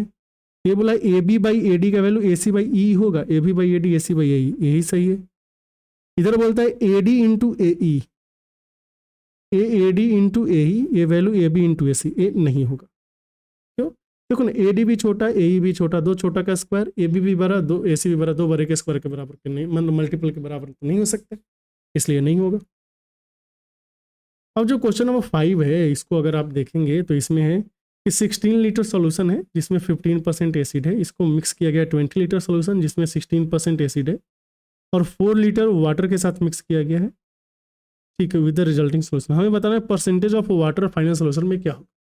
सीधे सीधे एवरेज का सवाल है। कैसे, एक जो है 16 लीटर है, दूसरा है आपका 20 लीटर, एंड है तीसरा 4 लीटर। ध्यान दे ये अमाउंट है, तो अमाउंट का आप रेशियो ले सकते हो, ये 4 यूनिट हो जाएगा, ये 5 यूनिट हो जाएगा, ये 1 यूनिट हो जाएगा। अब यहाँ पे हमें परसेंटेज कंसंट्रेशन देखना है। पहले में 15% एसिड है, तो वाटर कितना होगा, बल्कि वाटर हो जाएगा 85%। दूसरे में 16% एसिड है तो कितना हो जाएगा 84%। एंड तीसरे में क्या है, पानी, पूरा का पूरा पानी है, बोले कि ये भी सही है। अब आप निकालो एवरेज, मान लेते हैं एवरेज इसका क्या है 84 ही है, कुछ भी मान सकते थे। तो जो पहला लॉट है उसमें देखेंगे कि हर एक का वैल्यू 1 यूनिट ज़्यादा है। टोटल कितना है 4, 1 × 4 हो जाएगा, ये 4 ज़्यादा हो गया। यहाँ पे आप देखोगे ये वाला पार्ट कितना ज़्यादा है, हर एक जो है 16 ज़्यादा है, तो 16 × 1 कितना हो जाएगा, तो बोले कि 16 हो जाएगा। डिवाइडेड बाई 5 4 9 1 10, 10 से डिवाइड करना है, तो यहाँ से आंसर कितना आ रहा है 86%, इसलिए एवरेज जो है वो 86 है। हमने डेविएशन का यूज़ किया है। अच्छा, जब आप डेविएशन का यूज कर रहे हैं, ध्यान दें डेविएशन के लिए हम एवरेज को कुछ भी मान सकते हैं, फ़र्क नहीं पड़ता है, फाइनली जाके सेटल ही होना है। अब जो ये था टेक्स्ट बुक का जो तीसरा मॉक था वो भी खत्म हो गया। तो हमने टेक्स्ट बुक के टोटल 3 मॉक लिए। आरबीई का 1 मॉक था तो 3 1 4 हो गया। फिर ऑलीवुड का 1 था तो 5 हो गया, और पंडित का तो मिला नहीं था। अब जो करने जा रहे हैं हम लोग, प्रैक्टिस मॉक कर रहे हैं, ये 6 मॉक हो गया।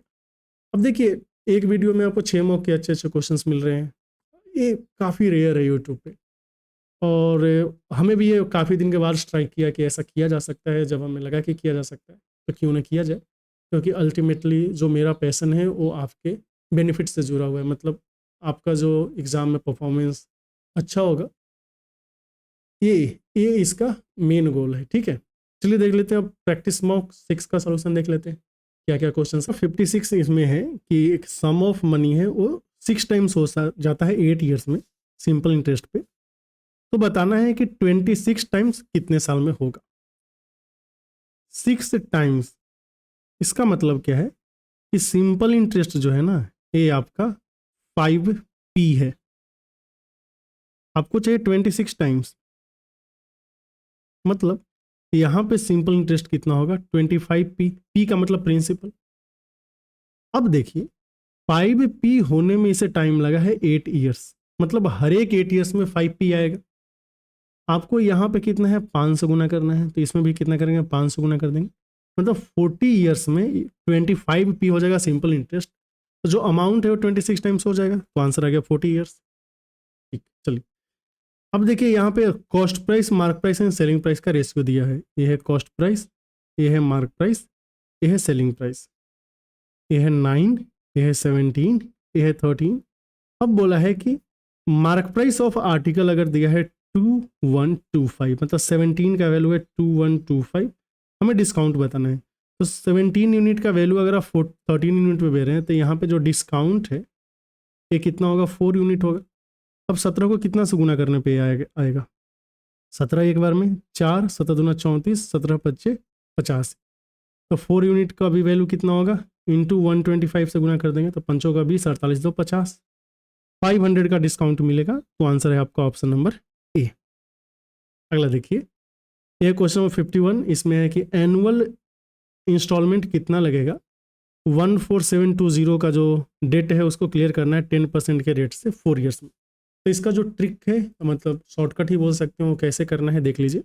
आपको मानना है let each instalment equal to 100। ठीक है, अब अगर 4 ईयर्स में जाके डेट क्लियर हो रहा है, तब यहाँ से ड्यू डेट हम कैसे लिखेंगे। देखिए अगर 4 ईयर्स में हो रहा है तो 4 इंटू 100 लिखेंगे। अगर 5 ईयर्स में हो रहा होता तो 5 इंटू 100 लिखते। प्लस क्या लिखना है, 4 साल में हो रहा है तो हम 1 जोड़ 2 जोड़ 3 लिखेंगे। 5 साल में होता तो 1 जोड़ 2 जोड़ 3 जोड़ 4 लिखते। इंटू यहाँ पे क्या लिखना है, आपको इंटरेस्ट लिखना है, हर एक साइकिल का जो इंटरेस्ट होगा। अब देखिए 10% है आपका इंटरेस्ट, तो यहाँ से जब हम आपसे पूछे इंटरेस्ट कितना होगा तो 100 का 10% हो जाएगा 10 रुपीज़ 10 इंटरेस्ट है। तो ड्यू डेट कितना हो गया, यहाँ से 400 और ये हो जाएगा आपका 60, यहाँ से हमें मिल गया 460। ये एक ड्यू डेट हुआ जब इंस्टॉलमेंट 100 है। अब जो क्वेश्चन में दिया है कि डेट ऑफ 14720, ये भी ड्यू डेट ही है, और ये ड्यू डेट कितना है आपका 14720। By the way due date क्या होता है, जैसे मान लीजिए अभी आपने 100 रुपये उधार लिए, आप बोल रहे हो कि 4 साल बाद हम इसको चुकाएंगे, 10% का रेट है, तो 4 साल बाद ये 140 रुपये होगा। ये जो 140 है यही है ड्यू डेट। ड्यू डेट का मतलब होता है कि फ्यूचर वैल्यू जिसमें हमने इंटरेस्ट को एडजस्ट किया है ऑफ प्रेजेंट मनी या प्रेजेंट प्रिंसिपल क्या होगा। तो एक हो गया 460 और दूसरा हो गया आपका 14720। 460 यूनिट का वैल्यू इतना है तो गया 2 से करेंगे 23 बार में, 2 से करेंगे तो 736। 1 यूनिट का वैल्यू कितना होगा 23 या 69, 23 दूना 46। 1 यूनिट का वैल्यू 32 आ रहा है, तो जो 100 यूनिट है इसका वैल्यू कितना हो जाएगा 3200। मतलब आपने जो इंटरेस्ट लिया है, इंस्टॉलमेंट आपको पे करना है, वह 3200 का होगा। ठीक, अगला देखिए, ये क्वेश्चन नंबर 62, इसमें बोला है कि के कितने पॉसिबल वैल्यूज है जब ये नंबर आपका 8 से डिविजिबल हो। 8 से डिविजिबल होने के लिए लास्ट 3 डिजिट से जो नंबर बनेगा वो 8 से डिविजिबल होना चाहिए। तो 4 के 8 है। अब देखिए क्या क्या करना होता है आपको। सबसे पहले देखिए के का वैल्यू क्या है, हम पुट कर सकते हैं के का वैल्यू क्या 0 चलेगा, बोले कि चलेगा, क्यों 408 है, ये आपका 8 से डिविजिबल हो गया, 8 5 40 51 टाइम्स। फिर क्या है 418 चलेगा, 428 चलेगा। आप ऐसे सोचो 4 के 8 जो है ना, इसको हम ऐसे सोचेंगे, ये लिखा है कि 400 प्लस के 8, 400 तो 8 का मल्टीपल हो गया, 8 इंटू 50 बचा के 8। अब के 8 का वैल्यू क्या क्या पुट कर सकते हैं, के का वैल्यू 0 पुट कर सकते हैं, चला, क्या 1 पुट करेंगे, नहीं, 18 नहीं कटता है, 28 कटता है नहीं, 38 कटता है नहीं, 48 कटता है। इसके बाद फिर 4 पुट करेंगे, फिर क्या 58 कटेगा नहीं, 68 कटेगा नहीं, 78 कटेगा नहीं, 88 कटेगा, तो 8 आ गया। आपको दिख रहा है यहाँ पे डिफरेंस कितने यूनिट का आ रहा है, 4 यूनिट का आ रहा है। तो 0 4 8 ये 3 पॉसिबल वैल्यूज है, तो आंसर क्या आएगा आपका ऑप्शन नंबर 3। अब एक क्वेश्चन नंबर 60 दिया है, इसमें क्या है कि फिगर जो है उसमें AD perpendicular bisector of equilateral triangle ABC है, E है सेंट्रोइड ऑफ ट्रायंगल, हर एक साइड का है 24 सेंटीमीटर और D का वैल्यू बताना। ये सेंट्रोइड है, सेंट्रोइड बोलिए या फिर इन सेंटर सेंट्रोइड बोलिए या फिर इन सेंटर बोलिए या फिर ऑर्थो सेंटर बोलिए या सर्कम सेंटर बोलिए, इक्विलेटरल ट्रायंगल में सब सेम होता है। तो ये जो GD है ना, ये जो AD है इसका 1/3 होगा, AD हाइट है 1/3, हाइट कितना होता है √3/2a, बस सब वैल्यू पुट कर दो, √3/6 इंटू ए का वैल्यू कितना है 24, यहाँ से आ गया है 4√3 सेंटीमीटर। तो आंसर है आपका ऑप्शन नंबर 2। अगला देखेंगे, ये है ट्रिग्नोमेट्री, ये तो फॉर्मूला है। अब जो फॉर्मूला ये सब आपको पता होना चाहिए कि sine A plus sine B लिखेंगे तो क्या आएगा, ये आ जाएगा 2 साइन A प्लस B/2, फिर कॉस A माइनस B/2। अगर यही हम, अच्छा A B के जगह पे C एंड D लिखा जाता है generally, sine C minus sine D लिखेंगे, क्या आएगा, ये आएगा 2 कॉस C प्लस D/2, फिर यहाँ पे आ जाएगा साइन C माइनस D/2, बोल के भी ठीक है। यही अगर आप ये लिखें cos C plus cos D, ये आ जाता है आपका 2 cos C plus D/2 and cos C minus D/2, और यही आप लिखेंगे cos C minus cos D, ये आ जाता है 2 sign C plus D/2 sign, यहाँ पे आपको लिखना है D माइनस C/2, ध्यान दे D माइनस C/2 लिखते हैं, है ना। तो इसको जब लिखेंगे तो क्या आएगा 2 साइन, दोनों को जोड़ के 2 से भाग देंगे तो A प्लस B हो जाएगा, कॉस दोनों को माइनस करके 2 से भाग देंगे तो A माइनस B हो जाएगा, 2 sine A plus B cos A minus B, यही सही आंसर है। अगला देख लेंगे, और A लास्ट क्वेश्चन है ना। इसमें बोला है कि 2 सर्कल है जिसका रेडियस R एंड R है, वो इंटरसेक्ट करते हैं एक दूसरे को एक्सटर्नली एक पॉइंट पे, एक पॉइंट पे इंटरसेक्ट करने का मतलब होता है टेंजेंट, एक्सटर्नली का मतलब एक्सटर्नल टच है आपका, एक्सटर्नल टच, ध्यान दे इंटरनली भी टच कर सकते थे। एक्सटर्नल टच का मतलब हुआ कि ये यहाँ पे सर्कल बन जा, नहीं बन रहा है, चलो एक सर्कल हो गया और यहाँ पे हमने दूसरा सर्कल लिया, 1 मिनट, दूसरा सर्कल लिया, हाँ, ये दोनों एक दूसरे को ऐसे टच किए। अगर एक्सटर्नली टच किए हैं तो इनके सेंटर के बीच का जो डिस्टेंस है, ये मान लेते हैं कैपिटल R है, स्मॉल r है, इसका सेंटर के बीच का डिस्टेंस D है, तो जो D है ना, इसका वैल्यू इन दोनों के सम के बराबर होगा। बस समझ गए, बिल्कुल बिल्कुल सही। तो जो बाकी केसेज है वो भी देख लेते हैं। मान लेते हैं जो सर्कल है दोनों टच नहीं कर रहे हैं, मतलब कि एकदम बाहर बाहर है, ऐसे ऐसे। तो इसमें जो सेंटर के बीच का डिस्टेंस D है, उसका वैल्यू रेडियस के सम से ज़्यादा होगा, बोले कि बिल्कुल सही। इस और यहाँ पे हम लिख रहे हैं कॉमन पॉइंट, कॉमन पॉइंट्स कितना है 0, या फिर कॉमन टेंजेंट भी लिख सकते हैं। अगर कॉमन टेंजेंट लिखते तो कॉमन टेंजेंट कितना होता है 4, कॉमन टेंजेंट यहाँ पे कितना होगा 4, जिसमें 2 DCT आएगा 2 TCT आएगा, ठीक है। चलो दूसरा केस, अब ये पास आएगा, तो पास आएगा तो दोनों एक दूसरे को ऐसे टच करेगा एक्सटर्नली, बल्कि ठीक है टच करा दो, टच कर गया। इसमें जो सेंटर के बीच का डिस्टेंस है रेडियस के सम के बराबर होगा। इसमें टेंजेंट कितना होगा, उनके टेंजेंट तो यहाँ पे 3 होगा, जिसमें 2 होगा DCT एंड एक होगा TCT।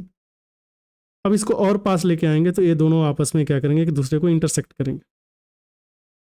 1 मिनट, ये इंटरसेक्ट किया, हाँ ऐसे। तो जब इंटरसेक्ट करेंगे तब जो ये डिस्टेंस है ना D, ये जो है आपका R प्लस R से कम हो जाएगा, है ना, दोनों के सम से कम हो जाएगा, लेकिन यह R माइनस R से ज़्यादा रहेगा। अब ये R माइनस R का कॉन्सेप्ट कैसे आया, कुछ देर में आपको पता चल जाएगा।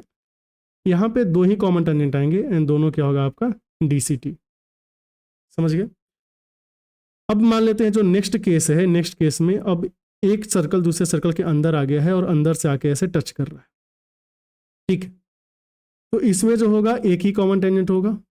सबसे पहले डिस्टेंस क्या होगा, तो रेडियस के डिफरेंस के बराबर होगा। अब आपको पता चला, क्योंकि इस केस में सेंटर के बीच का डिस्टेंस जो है रेडियस के डिफरेंस के बराबर है, तो इस सर्कल को हम थोड़ा और इधर लेके चले जाते हैं, तो जो डिस्टेंस है वह डिफरेंस से ज़्यादा हो जाता, बल्कि बिल्कुल सही, इसलिए हमने ये लिखा था। यहाँ पे एक ही टेंजेंट आएगा, ये होगा डायरेक्ट कॉमन टेंजेंट, यहाँ पे आएगा कॉमन टेंजेंट, इसको बोलेंगे डायरेक्ट कॉमन टेंजेंट, ठीक है। अब आप कमेंट सेक्शन में बताइए इसको हम ट्रांसवर्स क्यों नहीं बोलेंगे। अब जो लास्ट वाला है इसमें क्या है कि एक सर्कल के अंदर दूसरा सर्कल कंप्लीटली आ गया। जब एक सर्कल के अंदर दूसरा सर्कल कंप्लीटली आ गया है दोस्तों, यहाँ पे जो सेंटर के बीच का डिस्टेंस है D, यह R माइनस R से भी ज़्यादा होता है, डेफिनेटली 0 से ज़्यादा होगा, मतलब R माइनस R से कम होता है, और यहाँ पे कोई भी कॉमन टेंजेंट नहीं आएगा, तो बोल सकते हैं नो कॉमन टेंजेंट, ठीक। तो चलिए यहीं पे इस वीडियो को हम एंड करेंगे, और कैसा लगा आप अपने सुझाव जरूर दीजिए। फायदा पहुंच रहा है तो फिर चैनल को सपोर्ट कीजिए, ठीक है। आप हमें अपने पैशन में सपोर्ट कीजिए, हम आपको आपके गोल तक पहुंचाएंगे। फिर मिलता है अगले वीडियो में कुछ धमाकेदार सॉल्यूशन के साथ, तब तक के लिए चैनल के साथ बने रहें। आपका बहुत बहुत धन्यवाद।